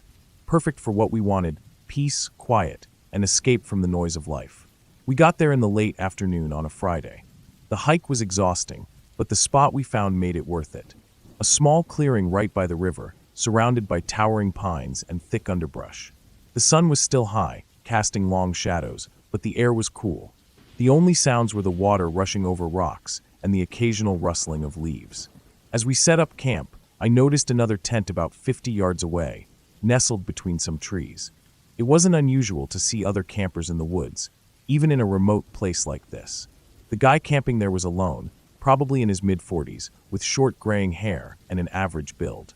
He gave us a polite nod when we arrived, but didn't say much. We finished setting up our tent, gathered some wood, and built a fire as the sun dipped below the tree-line. The man wandered over just as we were cooking dinner. "Nice spot," he said. "Yeah, not bad," Mark replied. The man introduced himself as Dave. Said he had been camping out here for a couple of nights already and planned to leave in the morning. He was friendly enough, though something about him felt a little off. His expression never changed much, and his eyes seemed to linger on things longer than necessary. We made small talk, where we were from, our favorite hiking trails, things like that. He didn't talk about himself much, just kept asking us about our plans, how long we were staying, and if anyone knew we were out there. After about 20 minutes, he said goodnight and walked back toward his tent. We watched him go, expecting to hear the sound of his tent unzipping. It never came. Instead, he just stood there. The fire cast shadows through the trees, flickering against the outline of his body. He was facing his tent, standing still, like he was thinking about something. Then slowly, he turned his head. Not his body, just his head, turning it back toward us. Watching, neither Mark nor I said anything. We just sat there, pretending not to notice. But my skin crawled. Something about the way he stood, the way he turned his head without moving the rest of his body. It was wrong. Minutes passed. Finally, he moved, stepping out of sight into the trees. But instead of unzipping his tent, we heard footsteps. Not walking away, just moving, circling. I looked at Mark. He was staring at the fire, jaw tight. He heard it too. Maybe he's looking for something, I whispered. Mark didn't respond. We stayed up for a while, listening. The footsteps would stop, then start again. Sometimes close, sometimes further away. But he never went inside his tent. Eventually, Mark mumbled something about being exhausted and went to the tent. I stayed by the fire a little longer, trying to convince myself that I was just imagining things. Maybe it was an animal. Maybe the firelight made things look weirder than they were. But as I sat there, I felt it. The unmistakable sensation of being watched. I scanned the trees, heart hammering. I couldn't see him, but I knew he was there. Somewhere. Standing still. Watching. I put more wood on the fire and forced myself to calm down. I was being paranoid. That's all. Eventually, I went into the tent, zipped it shut, and lay down. I barely slept. Morning came, and Dave's tent was still there. But Dave was nowhere to be seen. Think he left. I asked Mark as we made breakfast. Mark shrugged. Didn't hear him leave. We walked over to check. The tent was zipped shut, but his gear was still outside, boots, a small cooking pot, even a half-full water bottle. Who leaves their stuff behind? I muttered. Mark knocked on the tent fabric. Hey man, you out here? No response. He knocked again. Nothing. We looked at each other. The tent was there, his stuff was there, but he was gone. Maybe he went for a morning hike. We didn't think much more about it. We spent the day fishing and hiking a little further downriver. By the time we got back, the sun was getting low. Dave's tent was still there, untouched. And that's when I noticed it. The tent wasn't positioned the same way as before. It had moved slightly, just enough that I was sure something was different. Mark saw it too. Dude, did he come back? I had no idea. That night, we built the fire bigger than before. We sat close, keeping our knives handy, trying not to let our unease show. Then, sometime after midnight, we heard footsteps. Slow, steady footsteps in the darkness, just outside the reach of the firelight. Coming closer. I gripped my knife. Mark did the same. The footsteps stopped. Silence. Then a voice. Not loud. Not calling out. Just a quiet, almost whispered voice. You boys should have left today. Every hair on my body stood up. Mark's breathing was slow and controlled, but I could tell he was just as tense as I was. Neither of us responded. Then we heard something dragging across the dirt.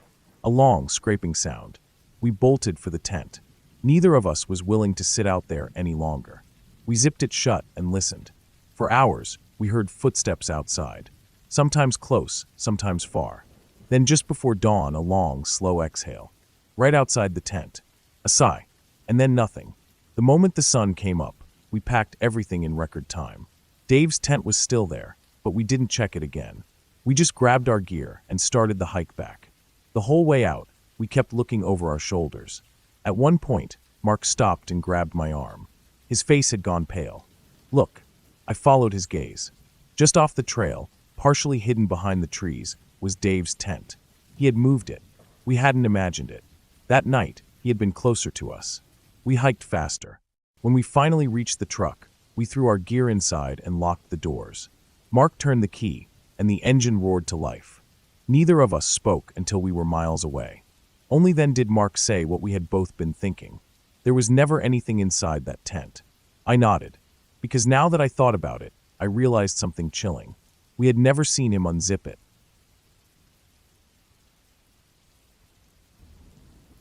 Camping alone in the desert is supposed to be peaceful. Just you, the open sky, and the quiet emptiness stretching for miles in every direction. That's why I chose it. I wanted to be alone. No city noise, no other people, just silence. It was late September, and I had driven out to a remote area in the southwest, far from any towns or major roads. I parked my truck at the edge of a dry wash, shouldered my backpack, and started hiking deeper into the wilderness. The sun was relentless, but I had enough water and supplies for a couple of nights. By the time I found a decent spot, the sky had started turning orange. The land around me was a mix of rocky outcrops and sparse desert shrubs. A few Joshua trees stood twisted and unmoving in the distance. It was perfect, secluded, still empty. I set up my tent on a flat patch of ground, laid out my sleeping bag, and gathered a small pile of dry brush for a fire. As the sun dipped below the horizon, the desert came alive with subtle sounds, the occasional chirp of an insect, the faint rustling of wind through brittle branches.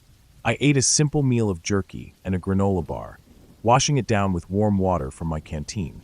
Then I sat by the fire, watching the flames flicker and dance. That's when I heard it. Breathing. Slow. Deep. Heavy. It came from behind me, just beyond the light of the fire. I froze, every muscle in my body tensing. My mind raced. Was it an animal? A coyote? A mountain lion? I reached for my flashlight, my fingers gripping the cold metal as I turned it on and swung it around. Nothing. Just dry desert shrubs and the jagged outline of a rock formation. The breathing had stopped. I exhaled slowly, forcing myself to relax. Maybe I had imagined it. Out here, in the middle of nowhere, the mind plays tricks.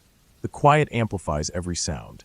I shook my head, took one last look around, and sat back down. The fire crackled. The stars above seemed endless. And then, the breathing started again. This time, it was closer. I stood up, my pulse hammering. The sound was unmistakable, deep, slow breaths, just beyond the edge of the firelight. "Hello," I called, my voice hoarse. Silence. I grabbed my flashlight again and shined it into the bushes. The beam cut through the darkness, illuminating the dry, twisted branches of a nearby shrub. I scanned the area, my heart pounding. Nothing moved. No sound. No footprints in the dirt. No shifting of leaves. I was alone. At least, I wanted to believe that. I swallowed hard, turned off the flashlight, and backed toward the fire. Maybe it was the wind. Maybe the desert had its own strange way of breathing, a trick of the landscape. I sat down, but I didn't feel at ease. Every hair on my body stood on end. I stared into the flames, forcing myself to stay calm. I would sleep soon. I would wake up with the sun, pack my things, and hike back to my truck. Then I heard it again. This time, right behind me. I jumped up so fast I knocked over my canteen. The breathing was louder now, impossibly close. I spun around, flashlight in hand, but the second the beam hit the bushes, the breathing stopped. I stood there, gripping the flashlight so tightly my knuckles turned white. I wasn't imagining this. Something was out there. Watching. Waiting. I scanned the area again, forcing myself to think logically. If it were an animal, it would have run by now. If it were a person, why weren't they saying anything? I felt exposed, standing there in the firelight, my back to the open desert. My instincts screamed at me to leave. Instead, I did the one thing that made sense. I put out the fire. The flames sputtered and died, and I stood in the darkness, letting my eyes adjust. My heart pounded in my ears, but I listened. Really listened. Silence. Nothing. I waited. A minute. 5 minutes. Nothing. A breath I hadn't realized I was holding finally escaped my lips. Maybe, just maybe, whoever or whatever it was had moved on. I crawled into my tent, zipping it up tightly. My knife was within reach. So was my flashlight. I lay there, wide awake, staring at the thin fabric walls of the tent. I told myself I was fine, that it was nothing. And then, the breathing started again. Inside the tent, right next to my head. I stopped breathing. I couldn't move. It was there. Right there. Something was inside with me. I felt the warmth of each exhale, slow and steady, inches from my face. I forced my hand toward my flashlight, fingers barely grazing the metal. I grabbed it and turned it on. The tent lit up instantly. Nothing was there. I scrambled out of the tent, my chest heaving, heart hammering. The desert stretched out, endless and empty. No footprints. No movement. I grabbed my backpack and shoved everything inside, not caring if I left something behind. I didn't stop. I didn't look around. I just ran. I ran in the dark, my flashlight bouncing wildly, my breath ragged. Rocks shifted beneath my feet, but I didn't slow down. I kept moving, the way I had come, back toward my truck. It took me an hour, maybe more. When I finally saw my truck, I nearly collapsed. I yanked open the door, threw my gear inside, and locked every door. My hands shook as I started the engine.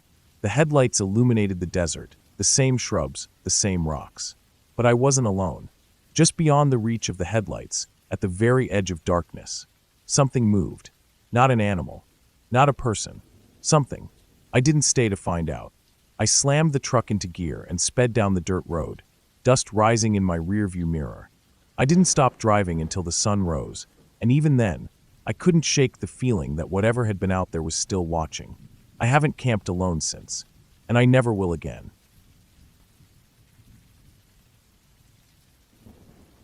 Camping trips were a tradition for us. Me, Jake, and Ryan had been best friends since high school, and every summer, we picked a new location, packed up our gear, and spent a few nights out in the wild. It was a break from our routine lives. No phones, no distractions, just the three of us in nature. This time, we chose a remote forest deep in the Pacific Northwest. The place was isolated, no marked trails, no designated campsites.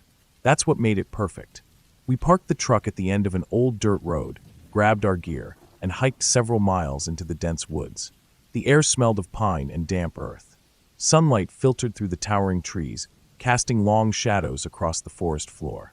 After about 3 hours of hiking, we found the perfect spot, a small clearing near a slow-moving river. The water was crystal clear, the ground was flat, and we had plenty of firewood around us.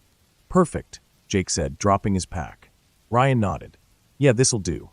We set up our tents, 3 individual ones, spaced a few feet apart. After collecting firewood, we built a fire pit and got a good flame going as the sun dipped behind the trees. Dinner was simple, canned chili and some jerky. We sat around the fire, laughing, reminiscing, and sharing stories the way we always did. At some point, Ryan got up to take a piss in the trees. Nothing unusual. He disappeared into the darkness for a minute or two, then came back, stretching his arms. "All right, I'm beat," he said. "Gonna hit the sack." Jake and I stayed up for another hour before calling it a night. The forest was alive with the sounds of crickets and rustling leaves. Peaceful. Safe. I woke up feeling well-rested. The sun was barely rising, and a soft mist hung in the air. Jake was still in his tent, snoring lightly. But Ryan's tent, wide open. At first, I thought maybe he had woken up early and gone to the river. I stepped out of my tent, stretched, and walked over to his. His sleeping bag was unzipped, but his backpack was still there, along with his boots. I frowned.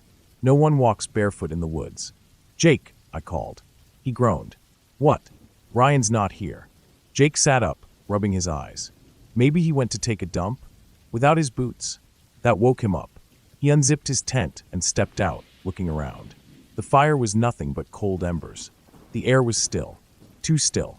We checked the river first, then the surrounding woods, calling his name. No answer. By mid-morning, panic was creeping in. We searched in wider circles, looking for any sign of him. Footprints, broken branches, anything. Nothing.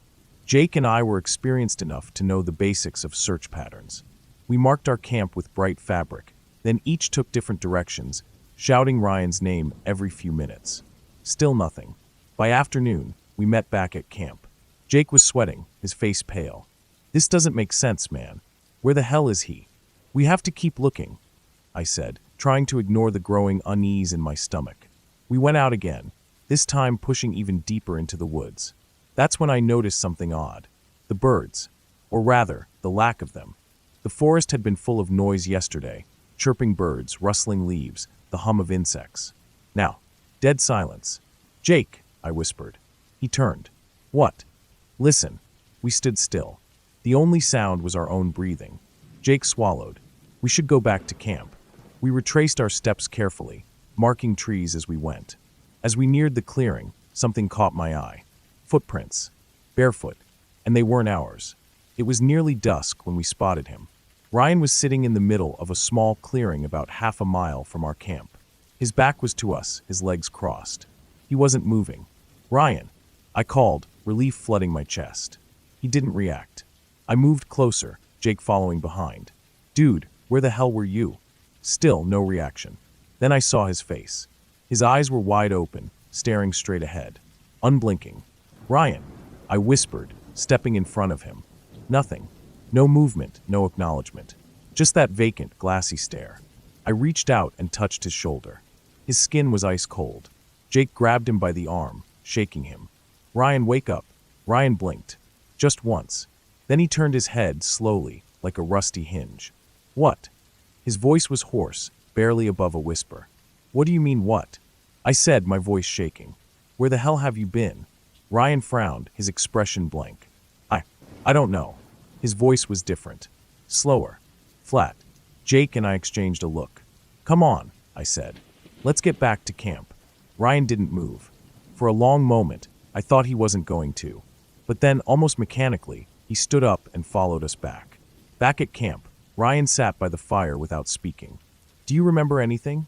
I asked. He shook his head slowly. I went to sleep. And then, I was there. I felt a chill run down my spine. That night, Jake and I whispered in hushed voices outside the tent. He's not okay, man, Jake muttered. No shit. Jake exhaled. We need to leave tomorrow. First thing. I nodded. Yeah. I turned to glance at Ryan's tent. The flap was open just enough for me to see inside. Ryan was awake, staring right at me. He didn't blink. I didn't sleep. Morning came, and Ryan was gone. Again. Only this time, his tent was zipped shut. His boots were still there. His bag was untouched. But he was gone. No footprints. No sound. Just gone. Jake and I didn't hesitate.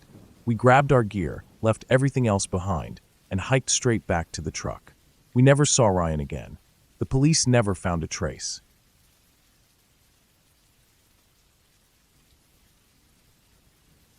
I had always preferred hiking alone.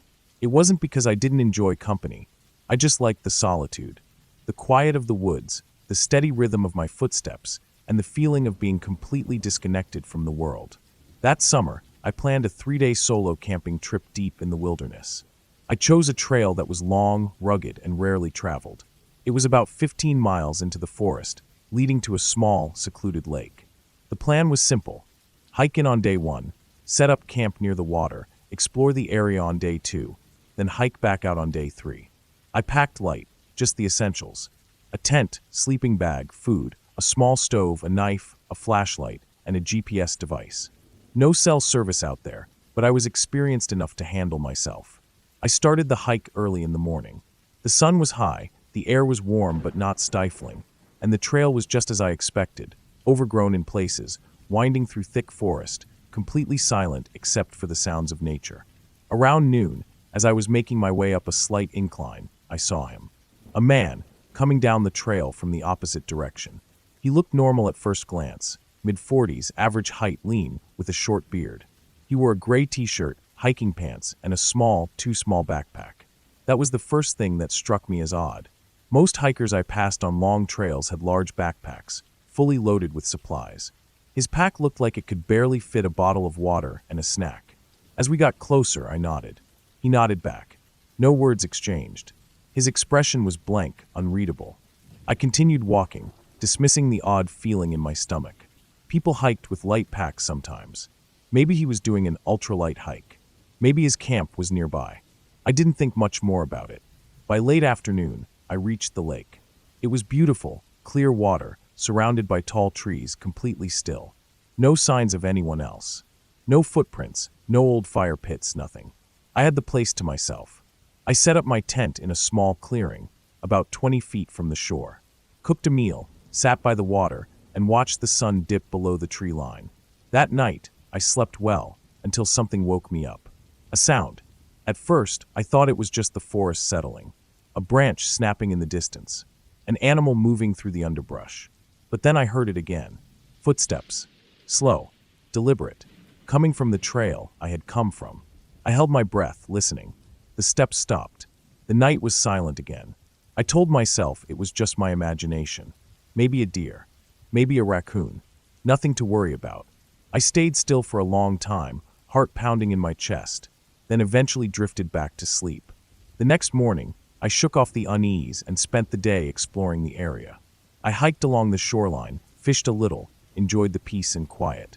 By late afternoon, I started preparing dinner by my small fire when I felt it. That prickling sensation on the back of my neck. The feeling of being watched. I turned, scanning the trees. Nothing. But the feeling didn't go away. I forced myself to shake it off. I was alone. I had hiked deep into the woods. No one else should be out here. As the sun set, I sat by the fire, staring into the flames. The feeling hadn't left me. Every now and then, I looked over my shoulder, but there was nothing there. Then I heard footsteps again. Not from the trail this time. From the tree line, just outside my campsite. I grabbed my flashlight, my knife, and stood up slowly. I turned toward the sound, flicking on the beam. The trees were thick, dense. The light barely penetrated the shadows. Then I saw him, the same man from the trail, standing just beyond the reach of my light, watching me. For a long moment, neither of us moved. I gripped my knife tighter. "Can I help you?" I called out, trying to keep my voice steady. No response. The man just stood there, silent, still, his face expressionless. I took a slow step forward. "Hey man, you all right?" He didn't move, didn't speak, just stared. Then, without a word, he turned and walked into the trees. Not back toward the trail, deeper into the woods.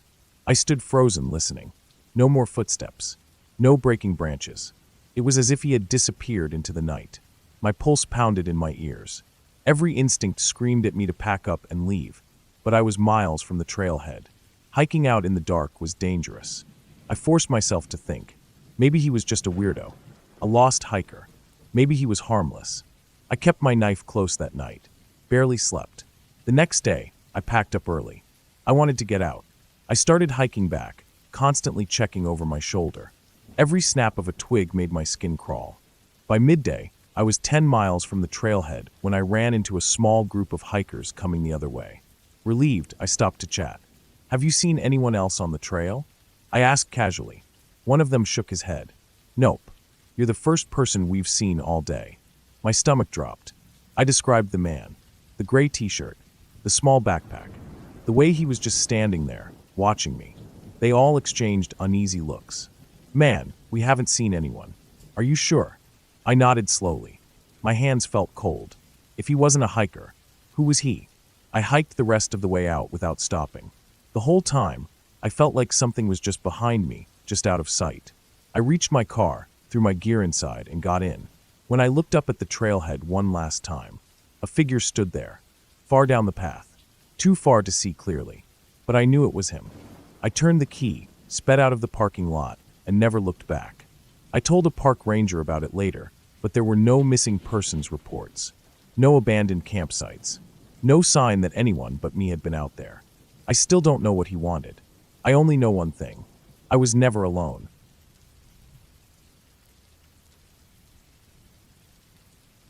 I grew up camping.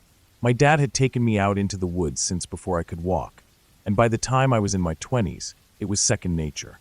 I loved the quiet, the disconnect from everything. No phone, no emails, no distractions, just me, my tent, and the wilderness.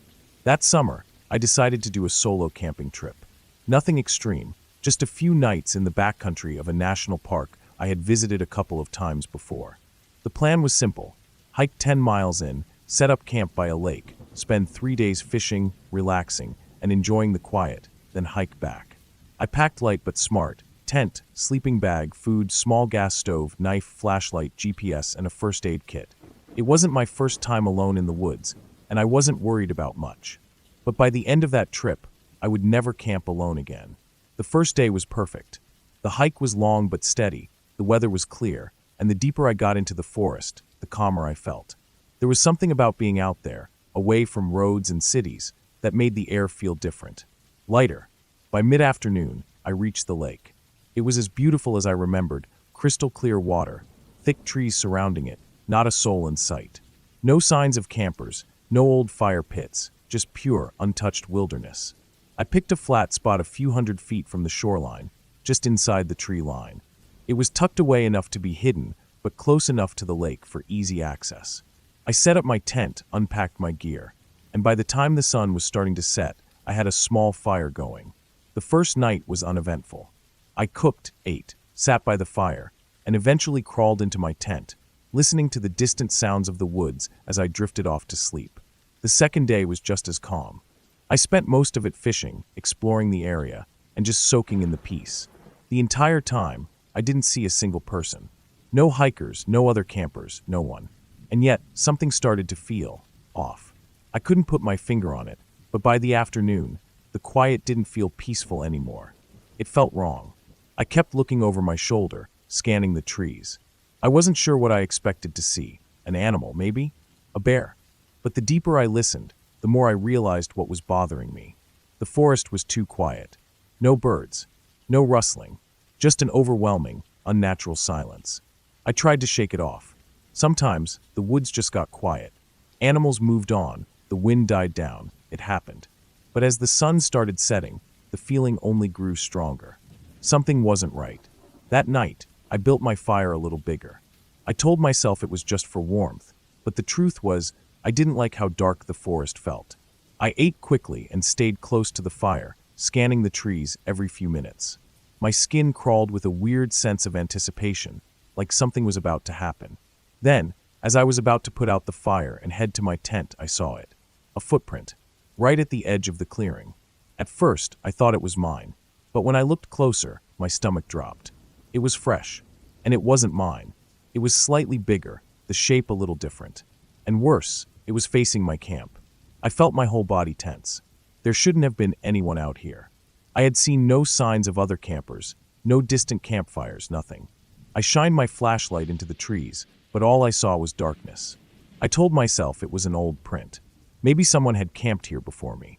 Maybe I just hadn't noticed it earlier. But deep down, I knew that wasn't true. I slept with my knife in my hand that night. The next morning, I wanted to leave. Every instinct told me to pack up and get out. But I convinced myself I was overreacting. I had 2 more days planned. I wasn't going to ruin the trip over a feeling. I forced myself to shake it off. I went fishing, tried to enjoy the quiet, but I couldn't relax. I kept looking over my shoulder. Every snap of a twig made my heart race. And then, late in the afternoon, I saw him. A figure, deep in the trees, just standing there. I barely caught a glimpse, just a shape between the trunks, still as a statue. The moment I turned my head, he was gone. My whole body went cold. I wasn't alone. Someone was out here with me, watching me. I spent the rest of the day on edge. I stopped fishing. I stayed near my camp, constantly checking the trees. But I saw nothing. By the time the sun went down, I was terrified. I built my fire big again, sat with my knife in my lap, and listened. The forest was still silent. Too silent. Then, sometime deep into the night, footsteps. Slow, deliberate, coming from the tree line. I gripped my knife, my heart pounding so hard it hurt. The steps stopped. I held my breath, waiting. Minutes passed. Then an hour. I forced myself to stay awake, scanning the dark, but I saw nothing. Finally, sometime before dawn, exhaustion took over, and I passed out. I woke up at first light, stiff and sore from sleeping in my chair. The fire was just glowing embers. And then I saw them. Footprints. They circled my camp. Someone had walked around my tent, watching me. That was it. I didn't care how far I had to hike. I was getting out. I packed up my gear as fast as I could, barely stopping to eat. My hands were shaking the whole time. As I started hiking out, I forced myself not to run. The whole time, I expected to hear footsteps behind me, to see movement in the trees. But I never did. The feeling, though, that feeling of being watched, never left me. I reached my car just after noon. I threw my gear inside, locked the doors, and sat there, trying to catch my breath. Before I drove off, I glanced back at the tree line. Nothing. But I knew. Someone had been out there with me, and they had waited until my last night to make their presence known. I never camped alone again.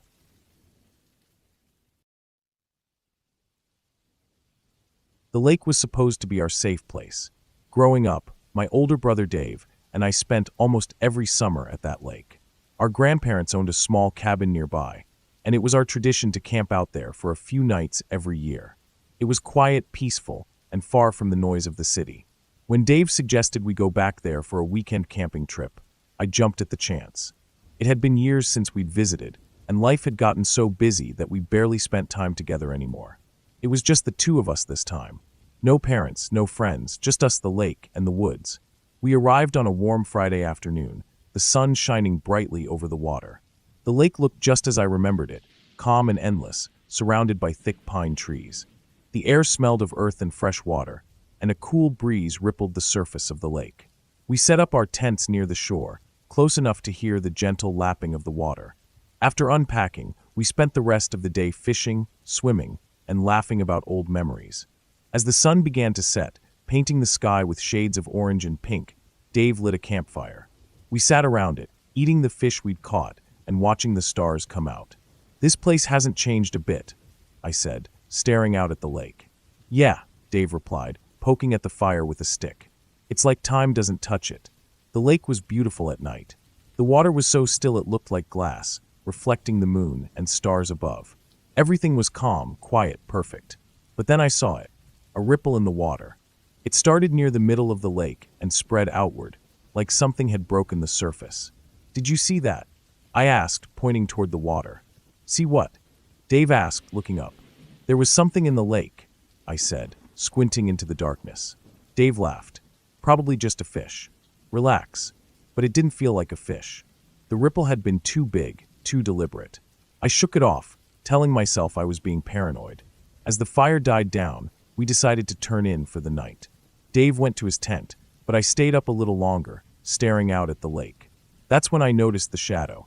It was faint, almost invisible against the dark water, but it was there, something large and black, just beneath the surface. It moved slowly, circling near the shore. I felt a chill run down my spine. "Dave!" I called out, my voice shaky. "What?" he mumbled from his tent. "There's something in the lake," I said, not taking my eyes off the water. Dave sighed and unzipped his tent. "Seriously? It's probably nothing." He walked over and stood beside me, squinting at the lake. "I don't see anything," he said. "It was there," I insisted.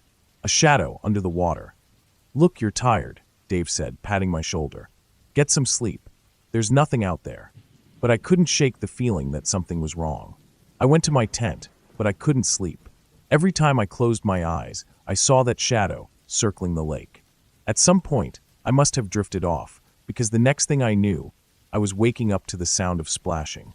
It was faint at first, like someone wading into the water. Then it grew louder, more frantic, like something thrashing around. I unzipped my tent and stepped outside. The lake was still, the moonlight reflecting off its surface. But the splashing continued, coming from somewhere near the middle of the lake. "Dave," I whispered, my voice trembling. No answer. I turned and looked at his tent. It was empty, the flap hanging open. Panic set in as I ran toward the shore, my flashlight bouncing in my hand. "Dave!" I yelled, my voice echoing across the water.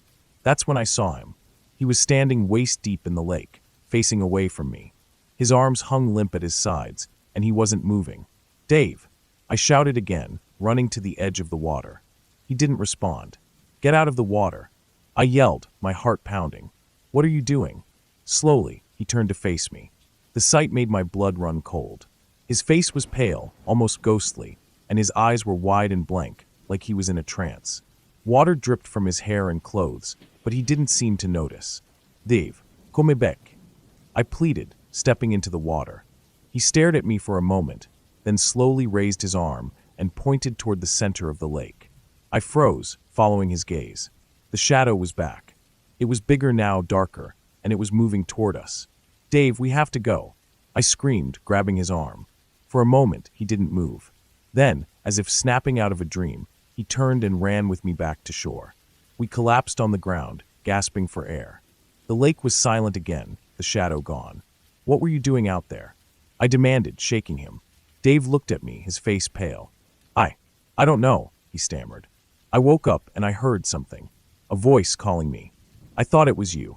We didn't sleep the rest of the night. We sat by the fire, watching the lake and jumping at every sound. When the sun finally rose, we packed up and left as quickly as we could. Neither of us looked back at the lake. Even now, years later, I still think about that night. Dave refuses to talk about it, and we never went back to the lake again. But sometimes, when I'm lying in bed at night, I dream about the shadow. I see it circling, waiting, and I hear the faint sound of splashing. And in those moments, I wonder, what would have happened if Dave hadn't turned back? What was it that called him into the water? I don't think I'll ever know. But one thing's for sure. The lake isn't the safe place I thought it was.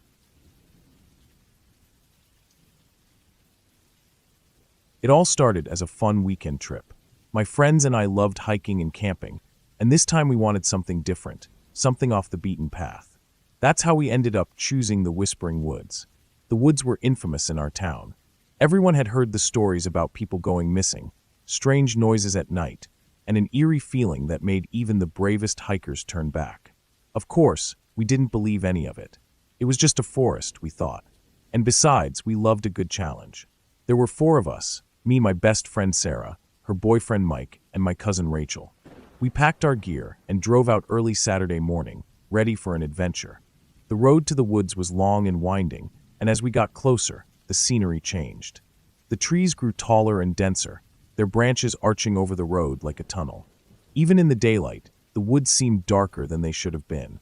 "Creepy," Sarah said with a nervous laugh, peering out the window. "It's just trees," Mike replied, smirking. "Don't tell me you're scared already." "Not scared," Sarah shot back. "Just cautious." We parked at the edge of the woods and unloaded our gear. The trailhead was marked with an old, weathered sign that simply read, "Enter at your own risk." Someone had spray painted over the words, but you could still make them out underneath. "Real welcoming," Rachel muttered, adjusting her backpack. "Come on," I said, trying to sound braver than I felt. "It's just a hike." The first few hours were uneventful. The trail was narrow and overgrown, but the scenery was beautiful. The trees were enormous, their trunks covered in moss, and the forest floor was dotted with wildflowers. The air smelled fresh and earthy, and the only sounds were the rustling of leaves and the distant chirping of birds. But as we ventured deeper into the woods, the atmosphere began to change. The air grew colder, and the sunlight barely filtered through the thick canopy above. The birds stopped singing, and the forest became unnervingly quiet. "Does anyone else feel weird?" Rachel asked, her voice breaking the silence. "What do you mean?" I asked, though I felt it too, a strange heaviness in the air, like the woods were pressing down on us. "Like we're being watched," she said, glancing over her shoulder. Mike laughed. "It's just your imagination. These woods have a reputation, and you're letting it get to you." But I wasn't so sure.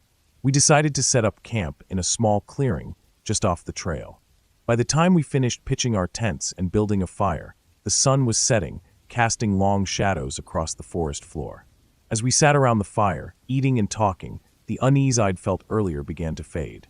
The firelight made the woods feel less intimidating, and we started joking about the stories we'd heard. "Maybe the Whispering Woods is just a place for shy ghosts," Mike said, laughing. "Or maybe they're just waiting for us to fall asleep," Sarah teased, wiggling her fingers like she was casting a spell. We all laughed, but the moment didn't last.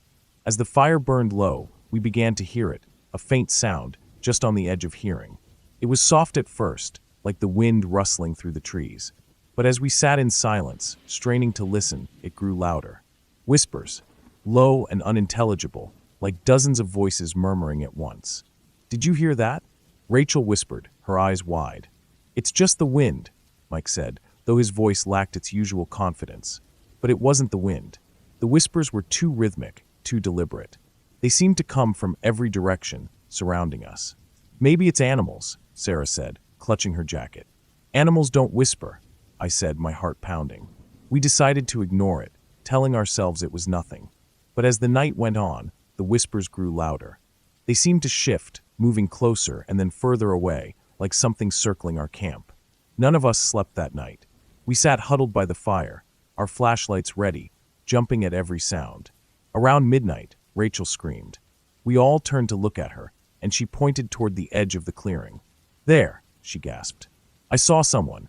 We shone our flashlights in the direction she was pointing, but there was nothing there. Just trees and shadows. "You probably imagined it," Mike said, though he didn't sound convinced. "I didn't imagine it," Rachel insisted. "There was someone standing there, watching us." We stayed up until dawn, too scared to close our eyes. When the sun finally rose, we packed up and decided to head back. But the trail was gone. We stood at the edge of the clearing, staring at the forest. The path we had taken to get here had disappeared, replaced by dense trees and undergrowth. "This doesn't make sense," I said, my voice shaking. "We didn't walk that far off the trail." "We'll find it," Mike said, though he looked as panicked as the rest of us. "We just need to retrace our steps." We spent hours searching, but the forest seemed to change with every turn. Landmarks we'd passed the day before were gone, replaced by unfamiliar terrain. The whispers came back as the day wore on. They were faint at first, but as the sun began to set, they grew louder. "Where are they coming from?" Sarah whispered, clutching my arm. "I don't know," I said, my heart racing. By nightfall, we were completely lost. We decided to stop and set up camp again, too exhausted to keep searching in the dark. But none of us could relax. The whispers were constant now, surrounding us. Sometimes they sounded close, right behind us, while other times They seemed to fade into the distance. And then there were the figures. They started appearing just beyond the firelight, shadows that seemed to move on their own. They flickered in and out of sight, vanishing when we tried to shine our flashlights on them. "Did you see that?" Rachel whispered, her voice trembling. "I saw it," Sarah said, her eyes wide. "Let's just keep the fire going," Mike said, his voice shaking. "As long as we stay in the light, we'll be fine." But deep down, we all knew the light wouldn't protect us. At some point during the night, I must have fallen asleep because I woke up to silence. The whispers were gone, and the fire had burned down to embers. "Guys," I whispered, sitting up. No one answered. I turned on my flashlight, shining it around the camp. Sarah's tent was empty. So was Mike's. "Rachel," I called out, panic rising in my chest. No response. I scrambled to my feet, my flashlight beam darting through the trees. That's when I saw them. The shadows. Dozens of them, standing in a circle around the camp. They didn't move, didn't make a sound. They just stood there, watching me. I grabbed my backpack and ran, not caring which direction I was going. The shadows didn't follow, but the whispers came back, growing louder with every step. I don't know how long I ran, but eventually I stumbled out of the woods and onto a road. A passing car stopped, and the driver called the police. They found Sarah, Mike, and Rachel 2 days later, wandering through the woods in a daze. They didn't remember anything, just the whispers, the shadows, and then nothing. None of us ever went back to the whispering woods. And even now, years later, I still hear the whispers sometimes, faint and far away, like they're calling me back. But I'll never go, because I know if I do, I won't come out again. When I first heard about the Whispering Woods, I laughed it off as just another scary campfire story. Everyone in our small town had heard the rumors, strange whispers, people disappearing, and sightings of things no one could explain. But my friends and I thought it was just that, a story. So, when Jack suggested we camp there for the weekend, we all jumped at the idea. It sounded like an adventure, something we could brag about later. "We'll prove it's just a bunch of nonsense," he said, grinning as he packed his bag. There were 5 of us, me, Jack, Sarah, Mike, and Laura. We were close friends who had been camping together for years. We weren't afraid of the woods or the dark, and we definitely didn't believe in ghosts. The hike to the campsite was beautiful. The forest was dense, the trees towering above us like giants. The sun filtered through the leaves, casting golden light on the ground. We joked and laughed as we walked, the air filled with the smell of pine and earth. We found a clearing near a small stream and set up our tents. As the sun began to set, we built a fire and settled in for the night. Jack told us the story of the Whispering Woods again, trying to scare us. "They say the woods can talk to you," he began, his voice low and dramatic. "That it knows your name, your secrets. People say they've heard whispers, calling them deeper into the forest. And if you follow the whispers," he paused, letting the firelight dance on his face, "you never come back." Yeah, Sarah said, rolling her eyes. "Is that supposed to scare us?" "Come on, it's just a story," Mike added, throwing a stick into the fire. "We've been camping for years. Nothing's ever happened to us." But as the night grew darker, something about the forest began to change. The wind picked up, rustling the leaves in a way that sounded almost like voices. At first, I thought it was just my imagination. But then I heard it, soft, faint, like someone whispering my name. "Did you hear that?" I asked, looking around the fire. "Hear what?" Laura asked, her brow furrowed. "It sounded like someone whispering." Jack laughed. "You're just spooked because of the story." But the whispers didn't stop. They were so quiet, I could barely make them out, but they were there. A voice, calling my name over and over again. I tried to shake it off, convincing myself it was the wind or the sound of the stream nearby. As the night went on, the others seemed to hear it too. "Okay, seriously, what is that?" Sarah said, her voice trembling. "It's just the wind," Jack said, though he didn't sound so sure anymore. "No," Mike said, standing up and shining his flashlight into the trees. "It's not the wind. It's something else." The whispers grew louder, coming from all directions. I felt a chill run down my spine as I realized they weren't random sounds. They were voices, soft, murmuring voices that seemed to know exactly where we were. And then I saw it. A shadow moved between the trees, too quick to be an animal. It was tall and thin, its movements unnatural, like it was gliding instead of walking. "Did you see that?" I whispered, gripping Laura's arm. "See what?" she asked, her voice barely audible. There's something out there, I said, pointing toward the trees. Jack stood up, grabbing a stick from the fire. All right, enough of this. If someone's messing with us, I'll deal with it. Don't, Sarah said, grabbing his arm. Let's just stay together. But Jack was already walking toward the trees, his flashlight cutting through the darkness. Hello, he called out. Who's there? The rest of us huddled around the fire, watching as his light disappeared into the woods. The whispers grew louder, almost like they were laughing at us. Jack, come back, Laura yelled, her voice cracking. And then, the whispers stopped. The silence was worse than the noise. It was so quiet, I could hear my own heartbeat pounding in my ears. Jack! Sarah called out, her voice shaking. There was no answer. We waited, staring at the dark trees, hoping to see Jack's flashlight. But instead, we saw something else. A figure stepped into the clearing, but it wasn't Jack. It was tall and thin, its face obscured by shadows. It stood there motionless, watching us. Who are you? Mike stammered, his flashlight shaking in his hand. The figure didn't answer. Instead, it raised its arm and pointed at me. I froze, unable to move or speak. My chest felt tight, like I couldn't breathe. And then it smiled. Its mouth stretched unnaturally wide, revealing rows of sharp, jagged teeth. The whispers started again, louder this time, echoing all around us. Run! Sarah screamed, grabbing my arm. We ran, leaving the fire, our tents, and everything behind. The whispers followed us, growing louder and louder until they were all I could hear. We didn't stop until we reached the edge of the forest, gasping for breath.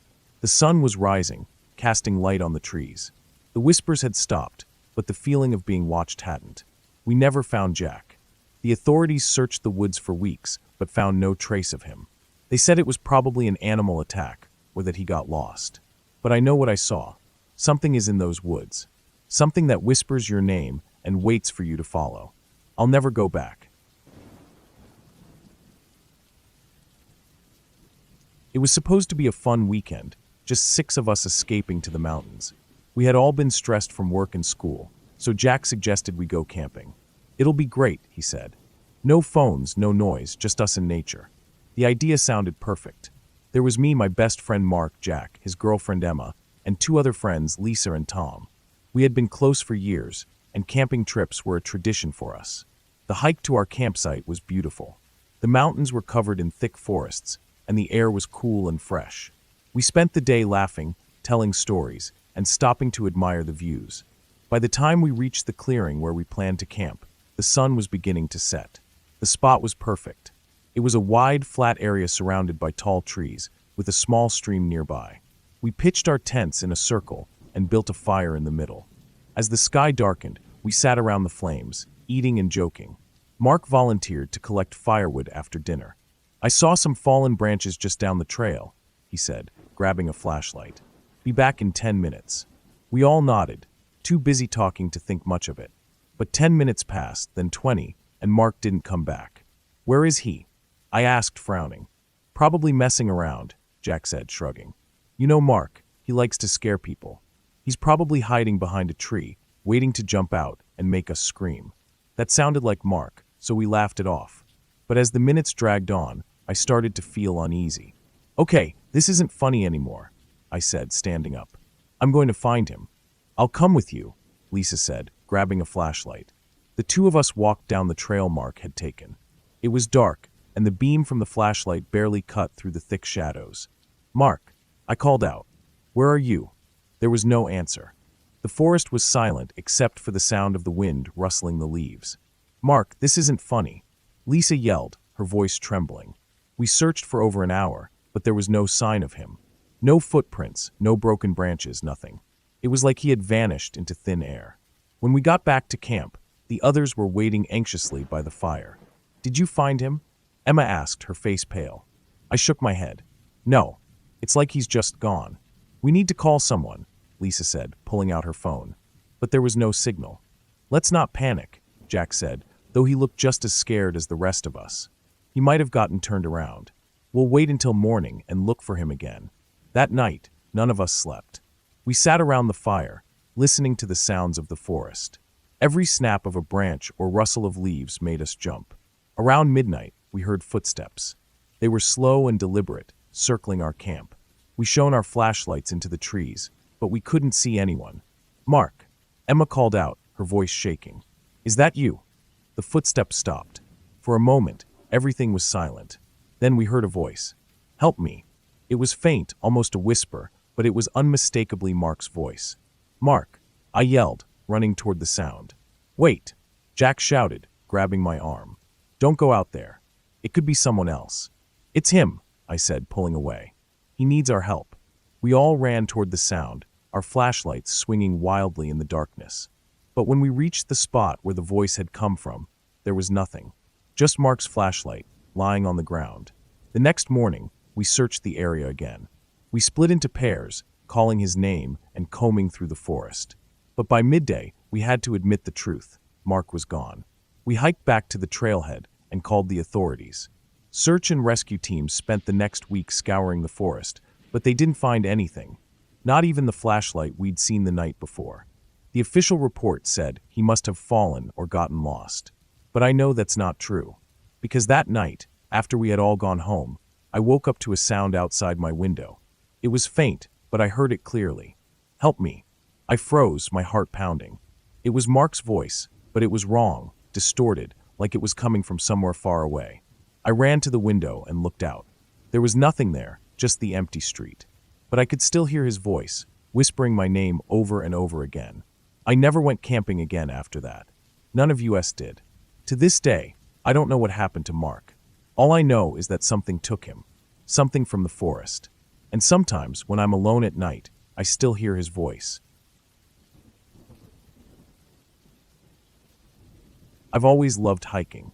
It's peaceful and gives me a break from the constant noise of the city. I usually hike with friends, but that weekend, I decided to go alone.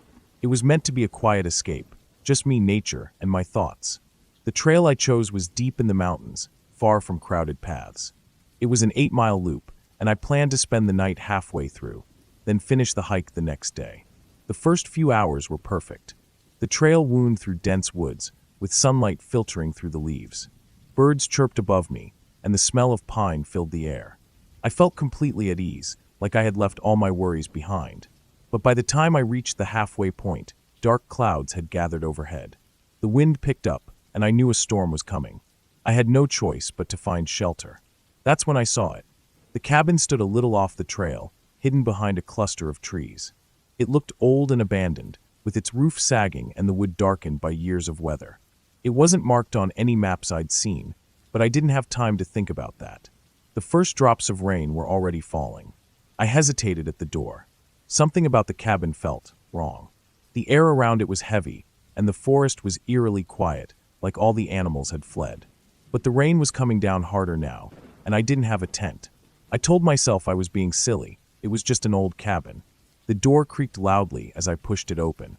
Inside, it was dark and musty. The air smelled like damp wood and mildew. There was a single room with a dusty wooden floor and walls covered in strange carvings. Circles, triangles, and shapes I didn't recognize were etched into the wood, along with deep scratches that looked like claw marks.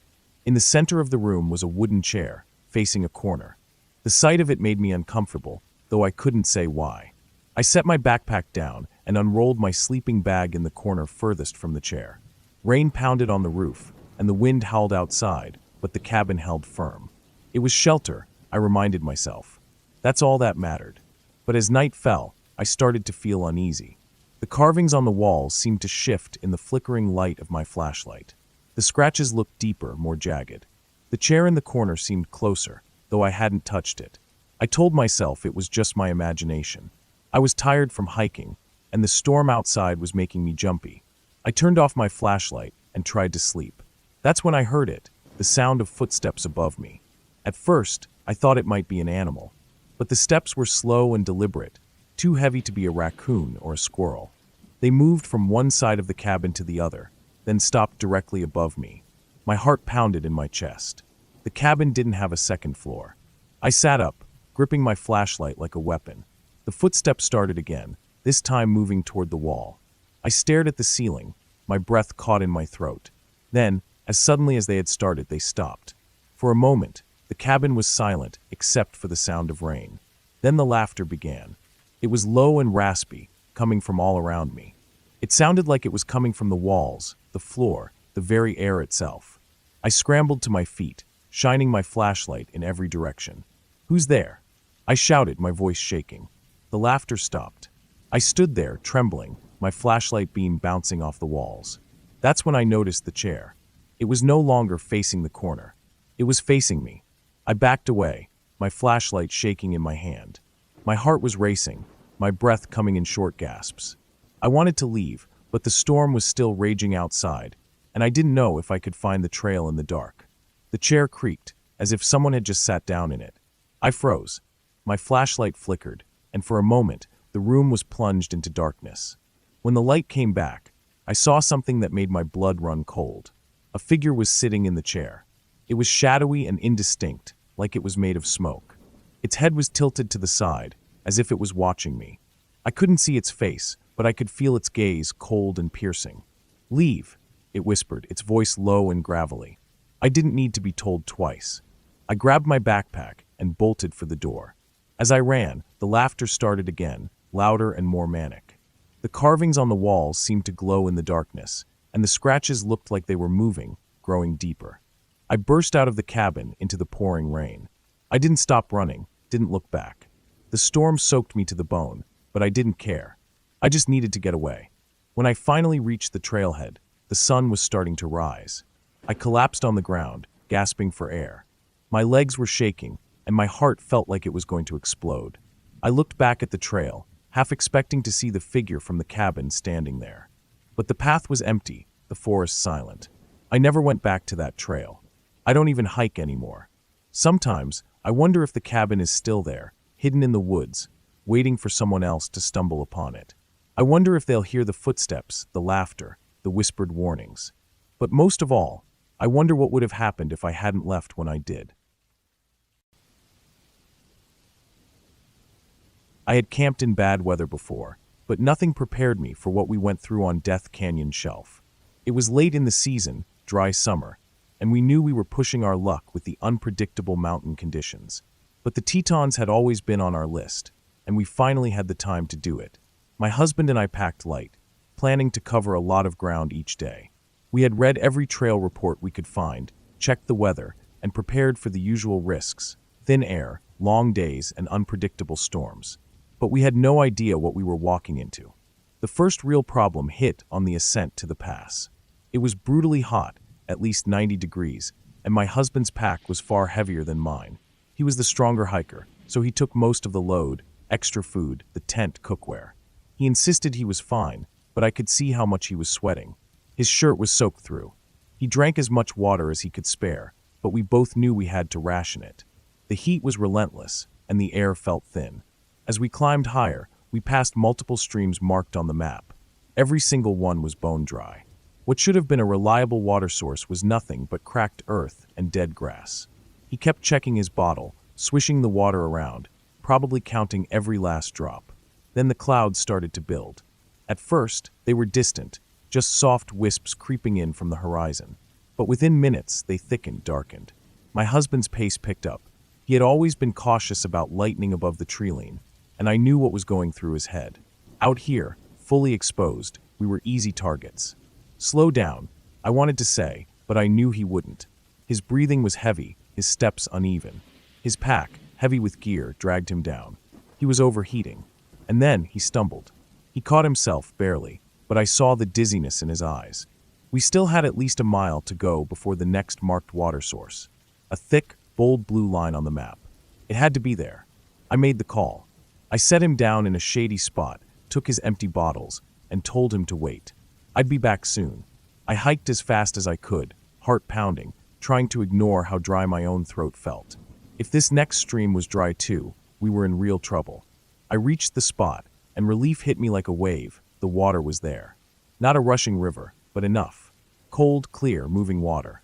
I crouched down, hands shaking as I pulled out the filter. I worked quickly, filling one bottle, then another. I was so focused on the water, I almost didn't hear it. A soft rustling. A breath. I looked up. Not 20 feet away, across the stream, a brown head rose from the tall grass. Then another. And another. A grizzly. A mother with cubs.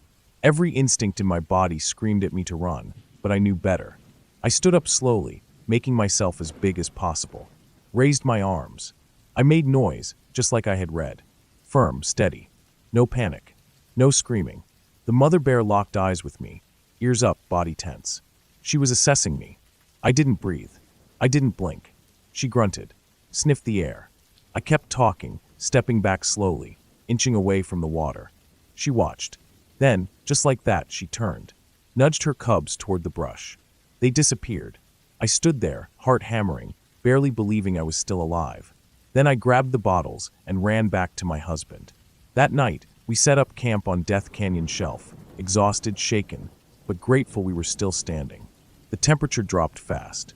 The dry heat of the day vanished, replaced by an eerie chill. We bundled up, crawled into the tent, and tried to rest. Then the storm hit. It started with wind, gusts so strong they bent the tent poles. Then came the thunder, loud, rolling, echoing off the cliffs. And the lightning. It was nonstop. Flash after flash, so bright it felt like daylight. The air reeked of ozone, sharp and electric. We crouched low, minimizing contact with the ground, doing everything we could to avoid becoming human lightning rods. Then we noticed the brightness wasn't just the lightning anymore. It was snow. In less than 30 minutes, for inches had fallen. The entire world outside the tent had transformed into a blinding, white expanse. We had gone from summer heat to full winter in a matter of hours. The temperature kept dropping. Our gear wasn't built for this kind of cold.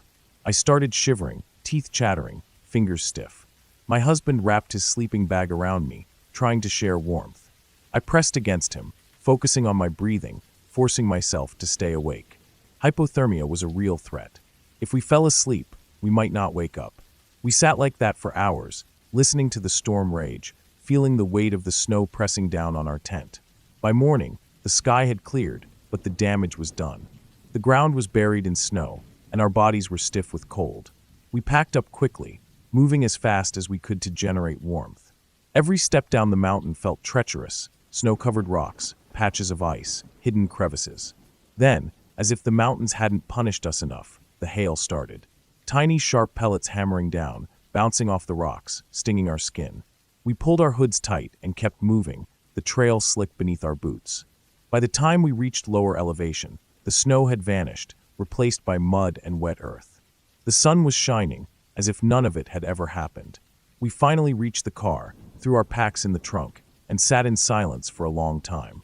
No words, just deep, steady breaths. We had survived. It was the best trip we had ever taken, but it was also the scariest. Every single day had pushed us to our limits. Heat exhaustion, dehydration, a bear encounter, a lightning storm, sudden snow, hypothermia, hail. It had tested our endurance, our instincts, our ability to keep going when everything told us to turn back. And yet, we wouldn't have traded it for anything. That's the thing about the mountains. They don't care about your plans. They don't care how prepared you think you are. They'll break you down, scare you, push you further than you thought possible. And if you're lucky, they'll let you walk away. We were lucky.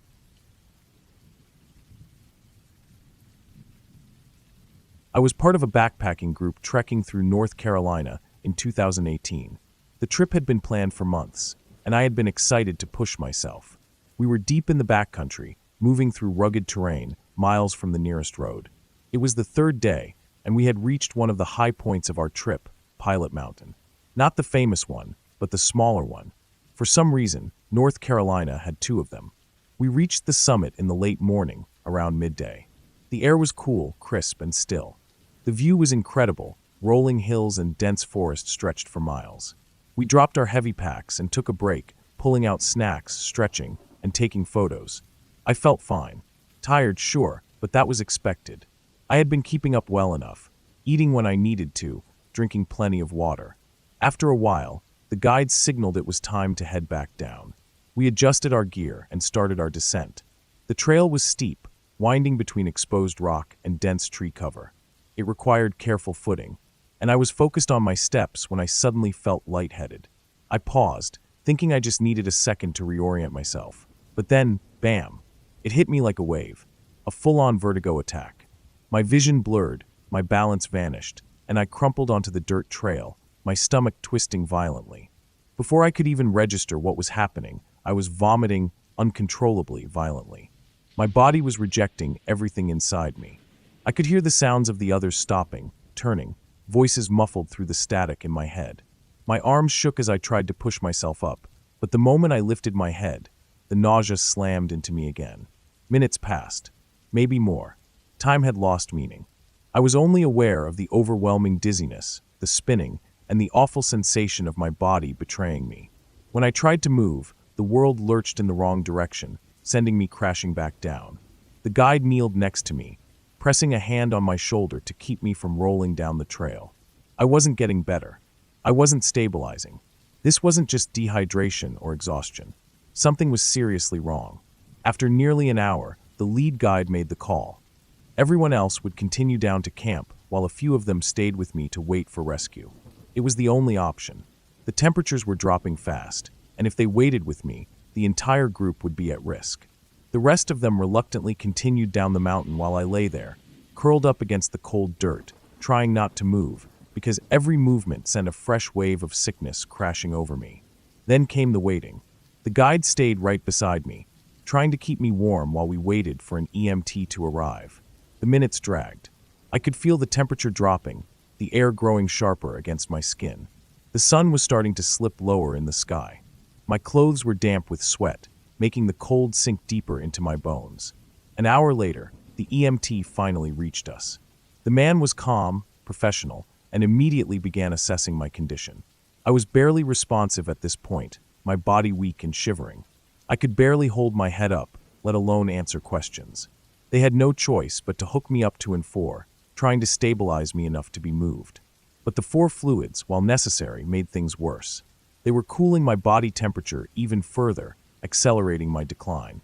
I was lying there on the freezing ground, shaking uncontrollably, growing weaker by the second, while the rescue team worked their way up from below, literally chainsawing a path through the dense brush to get a stretcher up the mountain. It was slow, brutal work, and I was running out of time. My condition wasn't improving. The EMT and the guide made the call. A helicopter would be put on standby. Darkness fell. The air temperature plummeted. What had been a relatively mild day in the 50s or 60s was now dropping fast, heading for the teens. I could feel the cold sinking deep, my muscles cramping, my breathing growing shallow. My body was shutting down. The EMT kept checking my pulse, my responsiveness, my temperature. He knew it. I knew it. Another hour passed. My mind started to slip. I was struggling to focus, struggling to keep my eyes open. The EMT was still talking to me, but his voice was distant, warped. The cold was numbing me completely. The rescue team was still hacking their way up the mountain, fighting through fallen trees and thick brush. Every second counted, and they were racing against time. Finally, after what felt like an eternity, they reached me. I was strapped onto the stretcher, my body barely responding, and they began the agonizing process of carrying me down. The team moved with as much speed as they could manage, but the terrain was brutal, the darkness making everything more dangerous. I could feel myself being lifted, carried, then set down as they navigated obstacles. The sky above was an inky black void. The only light came from their headlamps, flashing across the trees. At some point, the stretcher was transferred to an ATV. The vibrations rattled through my bones, but I was too far gone to react. My body was shutting down, every muscle aching, every joint stiff. I remember seeing flashes of light through the trees as the ATV bounced and jolted its way down the rugged path. Then the ambulance doors, the bright, sterile lights, voices, motion. I was rushed to the hospital, where they ran test after test, CT scans, heart attack screenings, blood work. Hours passed. I was still weak, barely able to sit up, my limbs heavy and useless.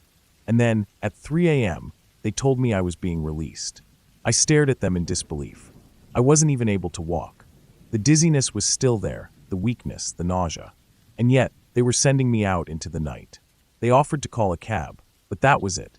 I would be on my own to figure out where to go, how to get there, how to survive the night. I remember the helplessness, the frustration, the deep, gnawing fear. And then kindness. A nurse, one of the night staff, took pity on me. She waited until the others were gone, then quietly helped me into an empty room. She brought me water, snacks, let me rest until morning. She didn't have to. She could have just followed orders and left me to fend for myself. But she didn't. That night, so many people saved my life. The guide who stayed behind, the EMT who fought to keep me stable, the rescue team that cut their way through the wilderness in the freezing dark, the nurse who gave me shelter when no one else would. When morning came, my backpacking group finally returned for me.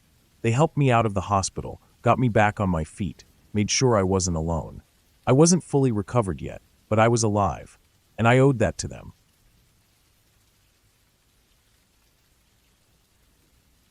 Palo Duro Canyon is one of those places that can make you feel completely alone, even when you aren't. It's vast, dry, and empty, stretching out for miles with deep red rock, endless desert, and jagged cliffs that look like something out of another world. The landscape is rugged, unforgiving. Beautiful, but in a way that reminds you how small you are, how fragile. I had been camping there for a few days, enjoying the isolation. I liked pushing myself, getting off the beaten path, exploring places most people didn't bother to go. That day, I had gone several miles off the official trails, hiking up through loose, dry clay and rock formations, where the land cracked open in strange ways, forming narrow ravines and small caves. The kind of place where you could get lost, and no one would ever find you. It was hot. The sun pressed down like a weight, and my clothes were already covered in dust. Every step sent a little slide of loose pebbles and dry dirt skittering down the canyon walls. I was careful, watching my footing, keeping an eye on the way back, so I wouldn't get turned around. But even then, I wasn't prepared for what happened next. 1 second, I was stepping forward, shifting my weight onto what I thought was solid ground. The next, the earth crumbled beneath me. It wasn't a slow collapse. There was no time to react, no moment of realizing what was happening before I was already going down. The clay and rock gave way in an instant, and I was falling, sliding. My hands shot out, scrambling for something to grab, but the walls around me were smooth, dry, offering no hold. I barely had time to process before my backpack slammed into the narrowing walls of the chute, jamming me in place. My whole body lurched against the straps, and for a second, I thought they might snap. But they held, stopping my fall just as my legs dangled over an unseen drop below. I froze. For a long moment, all I could do was breathe, my chest rising and falling in short, panicked bursts. My heart was hammering against my ribs. I could hear the sound of loose dirt and pebbles tumbling into the darkness below me, clicking and clattering against stone. It was impossible to tell how far down it went. Maybe just a few feet. Maybe farther. Maybe far enough that I wouldn't be getting back out. I tried to shift, but the dry clay was like powder beneath me, making it impossible to get a grip. My feet scraped uselessly against the walls. Every little movement sent more dirt sliding downward, making me slip just a little farther before my backpack caught me again. This was bad. This was worse than bad. I was several miles off trail in a remote part of the canyon, in an area that was full of these kinds of formations. If I went down any farther, if I slipped past the point of no return, no one would ever find me. I hadn't told anyone exactly where I was going. Even if they started searching, there were 100 different places I could be. 100 different holes just like this one. The thought sent a wave of panic through me. My arms tensed, my muscles locking up as I fought to stay as still as possible, trying not to shift my weight in the wrong direction. My backpack was wedged tight, but I could already feel it slipping bit by bit as the loose dirt continued to shift beneath me. I had to get out. Now, I started trying to shimmy upward, pushing with my legs, bracing my arms against the walls, but the clay was too soft, too dry. Every push just sent more dirt crumbling away, and I kept sliding back down. The angle of the chute was steep enough that there was no solid footing. The air was hot and dry. My throat felt like sandpaper, my skin slick with sweat despite the dust. My muscles were starting to shake from the effort. I stopped for a second, breathing hard, trying to force my mind to clear. I needed to think. There had to be a way. The chute wasn't a straight drop, more of a narrow, sloping crack in the earth, jagged enough that there were tiny ridges along the walls. If I could get enough leverage, if I could wedge my feet in the right way, I might be able to push myself up little by little. I adjusted my position, ignoring the burning ache in my shoulders from the straps digging into them. Slowly, I twisted, trying to plant my boots against the opposite wall. I pressed hard, pushing up, shifting my weight, then using my arms to pull myself just an inch higher. The clay shifted under me, but this time I didn't slip all the way back down. I kept going. Every inch was a battle. I was using muscles I didn't even know I had, my whole body trembling from the strain. My hands scraped against the rough clay, my fingers aching, my legs cramping. But slowly, so slowly, I was making progress. Then my backpack slipped. It wasn't much, just a few inches, but it was enough to send a fresh wave of dirt sliding down. I gritted my teeth, adjusting my grip, forcing myself to keep going. Time blurred. It felt like hours. Maybe it was. My world had shrunk down to nothing but the narrow chute, the burning in my muscles, the desperate focus on each tiny movement upward. I wasn't thinking about anything else. Couldn't afford to. And then light. Not much. Just a sliver, just enough to tell me I was almost there. I forced myself up another few inches. Another. My fingers clawed at the edge of the opening, finding nothing but loose dirt. My heart pounded as I dug in, trying to pull myself over the lip. The earth crumbled beneath my grip, threatening to send me tumbling back down, but I wasn't going to let that happen. With a final push, a last desperate heave, I dragged myself out. I collapsed on solid ground, my chest heaving, my body shaking so hard I thought I might throw up. The sky stretched wide above me, the hot sun burning down, the open desert stretching in every direction. I was out. I was safe. For a long time, I just lay there, staring up at the sky, my body too exhausted to move. I could feel my heartbeat pounding in my ears, my arms and legs limp and useless. Every inch of me was covered in dust and sweat. Eventually, I forced myself up, still shaking. My body felt unsteady, my muscles weak, but I had to keep moving. I had to get back to camp. I looked around, trying to memorize the spot, the exact place where the ground had given way beneath me. It was just a crack in the earth, barely noticeable among the red clay and rocks. A few steps in another direction, and I would have missed it entirely. A few inches deeper, and I wouldn't have made it back out. When I finally got back to camp, I tried to go back, tried to find the hole again to show my wife what had almost killed me. But no matter how hard I looked, I couldn't find it. It was gone, or maybe it was never meant to be found. I've camped in bad weather before. I've had cold nights, wet nights, and windy nights. But none of them, not a single one, came close to that night. The night the storm came through and changed the forest into something unrecognizable, something dangerous. I had checked the forecast before heading out. There had been a chance of storms, but nothing that had seemed too bad. Just some scattered thunderstorms, typical summer weather. I'd been through plenty of those. I wasn't worried. I had my tent, my gear, and my experience. I knew what I was doing. The spot I picked was a small, open-sided pavilion in the middle of the woods.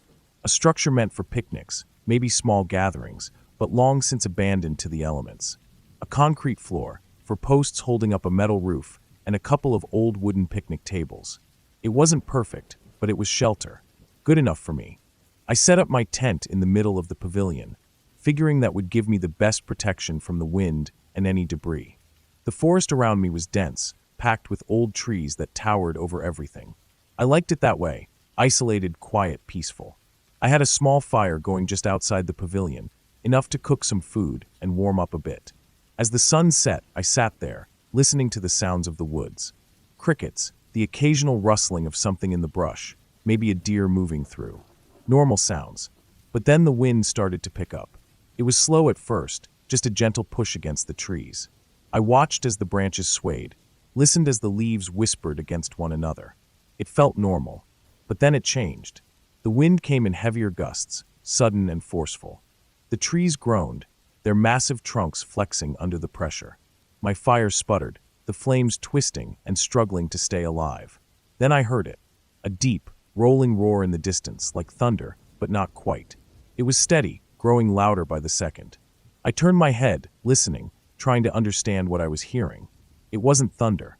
It was wind. A wall of wind. De derecho. By the time I realized what was happening, it was already on me. The trees exploded into movement, their tops whipping back and forth like blades of grass. The sound was deafening, a constant howl mixed with the sharp cracks of branches snapping like toothpicks. The sky darkened, and I saw debris flying past.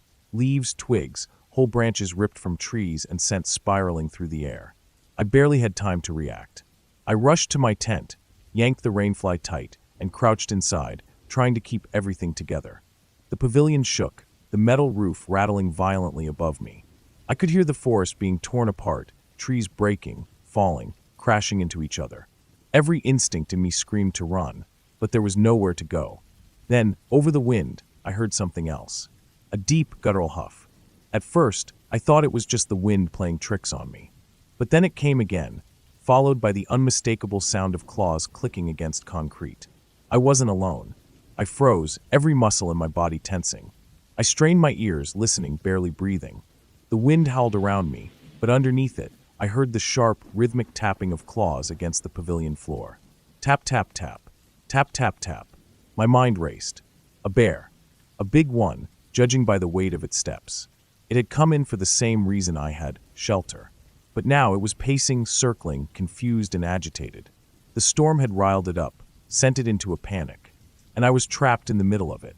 The bear moved closer, sniffing, grunting. I could hear its heavy breath, the way it huffed in frustration. It wasn't leaving. It was trying to figure out what I was doing there. I stayed completely still, my heart pounding so hard I could feel it in my fingertips. I reached for my hunting knife, my hands shaking. I had nothing else. No gun, no bear spray. Just a knife. And if it came to that, I knew how that fight would end. The bear kept circling, moving just outside my tent. I could hear its claws scrape against the concrete, hear the low rumble of its breath. It was close. Too close.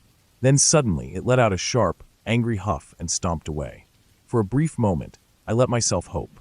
Maybe the storm had scared it off. Maybe it had decided I wasn't worth the trouble. Then the sound came again.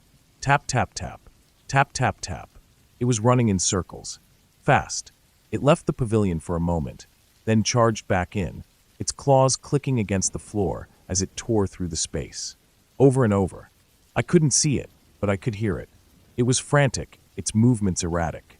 The storm had sent it into a full-blown panic, and I was stuck in the middle of it. I gripped my knife tighter, then did the only thing I could think of. I reached for my roll of duct tape and started wrapping it around my hand, securing the knife so I wouldn't drop it. My fingers were shaking so badly, I could barely get the tape to stick. I worked fast, my breath coming in short, ragged gasps. If it charged me, I wasn't going to be able to fight it off. But if I had to go down, I wasn't going to do it empty-handed. The wind howled around us, the pavilion shaking violently. I heard another crack, another tree going down somewhere nearby. The ground trembled with the impact. And then, just as suddenly as it had started, everything stopped. The bear froze. I could hear it panting, could feel its presence just outside my tent. The air was thick with tension, with unspoken fear. Then slowly it backed away. Its claws scraped against the floor one last time, and then it was gone. I didn't move. I couldn't. I sat there, gripping my knife, waiting, listening. The wind had died down, the forest eerily silent. The storm had passed. When I finally crawled out of my tent, the pavilion was covered in debris. Leaves, branches, dirt scattered everywhere. The air was thick with the smell of rain and broken wood. Outside the pavilion, the forest was unrecognizable. Trees lay twisted and broken, the ground littered with splintered trunks. My fire pit was gone, buried under a mess of fallen limbs. I looked around, my whole body still shaking. The bear was gone. The storm was over. But the forest would never be the same. I never camped in that spot again. Camping was something we did a lot when I was a kid. Even though I grew up in Wyoming, for some reason, we always went to Colorado when we wanted to sleep in a tent and cook over a fire. I never thought much about why. It was just what we did.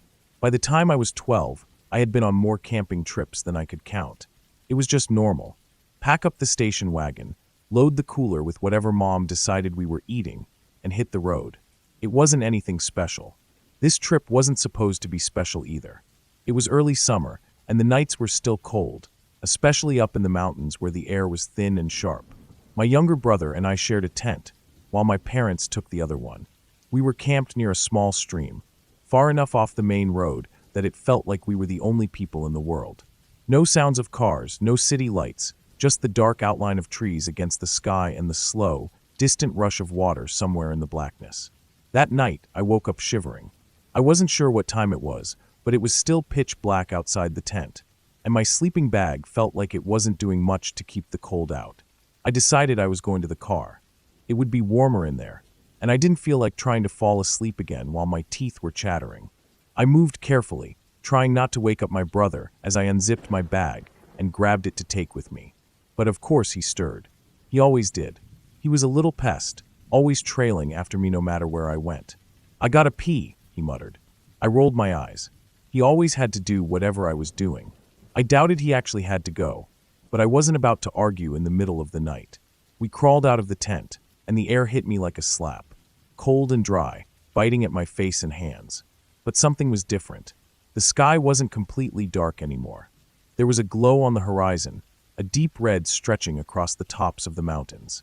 For a second, I thought it was the sun coming up. I stood there, staring, trying to shake off the last bit of sleep and make sense of it. My brother, always full of opinions, immediately pointed out that the sun didn't rise in that direction. I didn't want to admit he was right, so I argued just because that's what older siblings do. But the glow wasn't fading or shifting like a sunrise. It wasn't that soft, warm light that slowly creeps in over the horizon. It was solid, too red, too strong, and it was spreading. That's when Dad stuck his head out of the tent, probably ready to yell at us for making too much noise. But instead, he just stared. Then, in one quick movement, he was out of the tent and grabbing Mom by the shoulder. "Get up," he said. His voice was sharp, tight. "Now." Mom was groggy, confused, but Dad didn't give her time to argue. He was already yanking at the tent poles, collapsing the whole thing with everything still inside. That's when I realized what was happening. It was fire.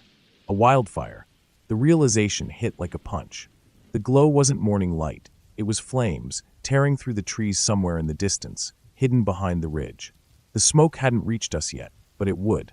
And if the fire was coming this way, we didn't have much time. Dad didn't tell us to pack anything. He didn't give us instructions beyond one thing: move. Fast. We shoved the flattened tent and whatever else we could grab into the back of the station wagon. There was no time to fold things, no time to make sure we had everything. Sleeping bags, backpacks, whatever wasn't already loaded just got thrown in, loose and messy. I climbed into the back seat, pressing my face to the window as Dad started the car and peeled out of the campsite. The road was nothing but gravel and dirt, narrow and winding, with nothing but open air and sheer drop-offs on one side. In the daylight, it had looked rugged, beautiful. Now it felt like a death trap. The car bounced hard over the rough terrain, and every few seconds, I could hear things shifting, knocking around in the back. My brother sat rigid beside me, silent for once. I could see his hands gripping the seatbelt, knuckles white. Mom kept looking out the back window, eyes scanning the sky, but I didn't have to see it to know what was coming. The glow was getting brighter. Then came the smoke. At first, it was just a haze, a thin film creeping over the tops of the trees. Then it thickened. The smell hit me before the full weight of it did, sharp, bitter, something deeper than just wood burning. It smelled like earth, like dry pine needles, like something ancient being ripped apart. The road twisted, dipped. Gravel crunched under the tires. Dad's hands were tight on the wheel, his eyes locked on the road ahead. Every once in a while, the tires slid just enough to make my stomach lurch, but he never let up. We hadn't been driving long when headlights appeared ahead of us, cutting through the thickening smoke. A truck. As we got closer, I could see the markings, green and white. A game warden. The truck slowed, flashing its lights at us. Dad braked hard, sending up a cloud of dust as we came to a stop. The warden climbed out, his uniform barely visible through the haze. He and Dad exchanged quick words, too quick for me to catch much, but I heard enough. The fire was moving fast. They were evacuating campsites. We had time to get out, but not much. The warden waved us on. Dad hit the gas. The next stretch of road was worse. The smoke thickened, turning the world into a tunnel of shifting gray. The headlights barely cut through it. I could feel my pulse hammering in my throat, a steady beat of fear. The fire itself never came into view. Just the smoke, the glow, the suffocating sense of something closing in behind us. But I knew it was there. I could feel it. The drive back to civilization felt like hours, but it was probably less than one. Eventually, the road smoothed out, the trees thinned, and the air got clearer. Only when we hit pavement did Dad ease up on the gas. The smoke was still visible in the rearview mirror, but we weren't in it anymore. No one spoke much on the way home. Mom rubbed her temples like she had a headache. My brother sat still, staring straight ahead. I watched the horizon, waiting for the glow to disappear completely. It was only when we finally pulled into our driveway that I realized my hands were shaking. I still think about that fire sometimes, about how close we were, how quickly things changed from just another camping trip to something I still feel a deep, quiet fear about. Whenever I see footage of wildfires now, houses burning, trees turned to black skeletons, people driving through walls of smoke trying to escape, I feel it again. That cold, creeping fear at the base of my skull. The same one I felt in the back of the station wagon, staring out at the road, hoping we were going to make it. And every time, I remember just how fast it all happened. How one moment, I was just a kid crawling out of a tent, and the next, I was running from fire.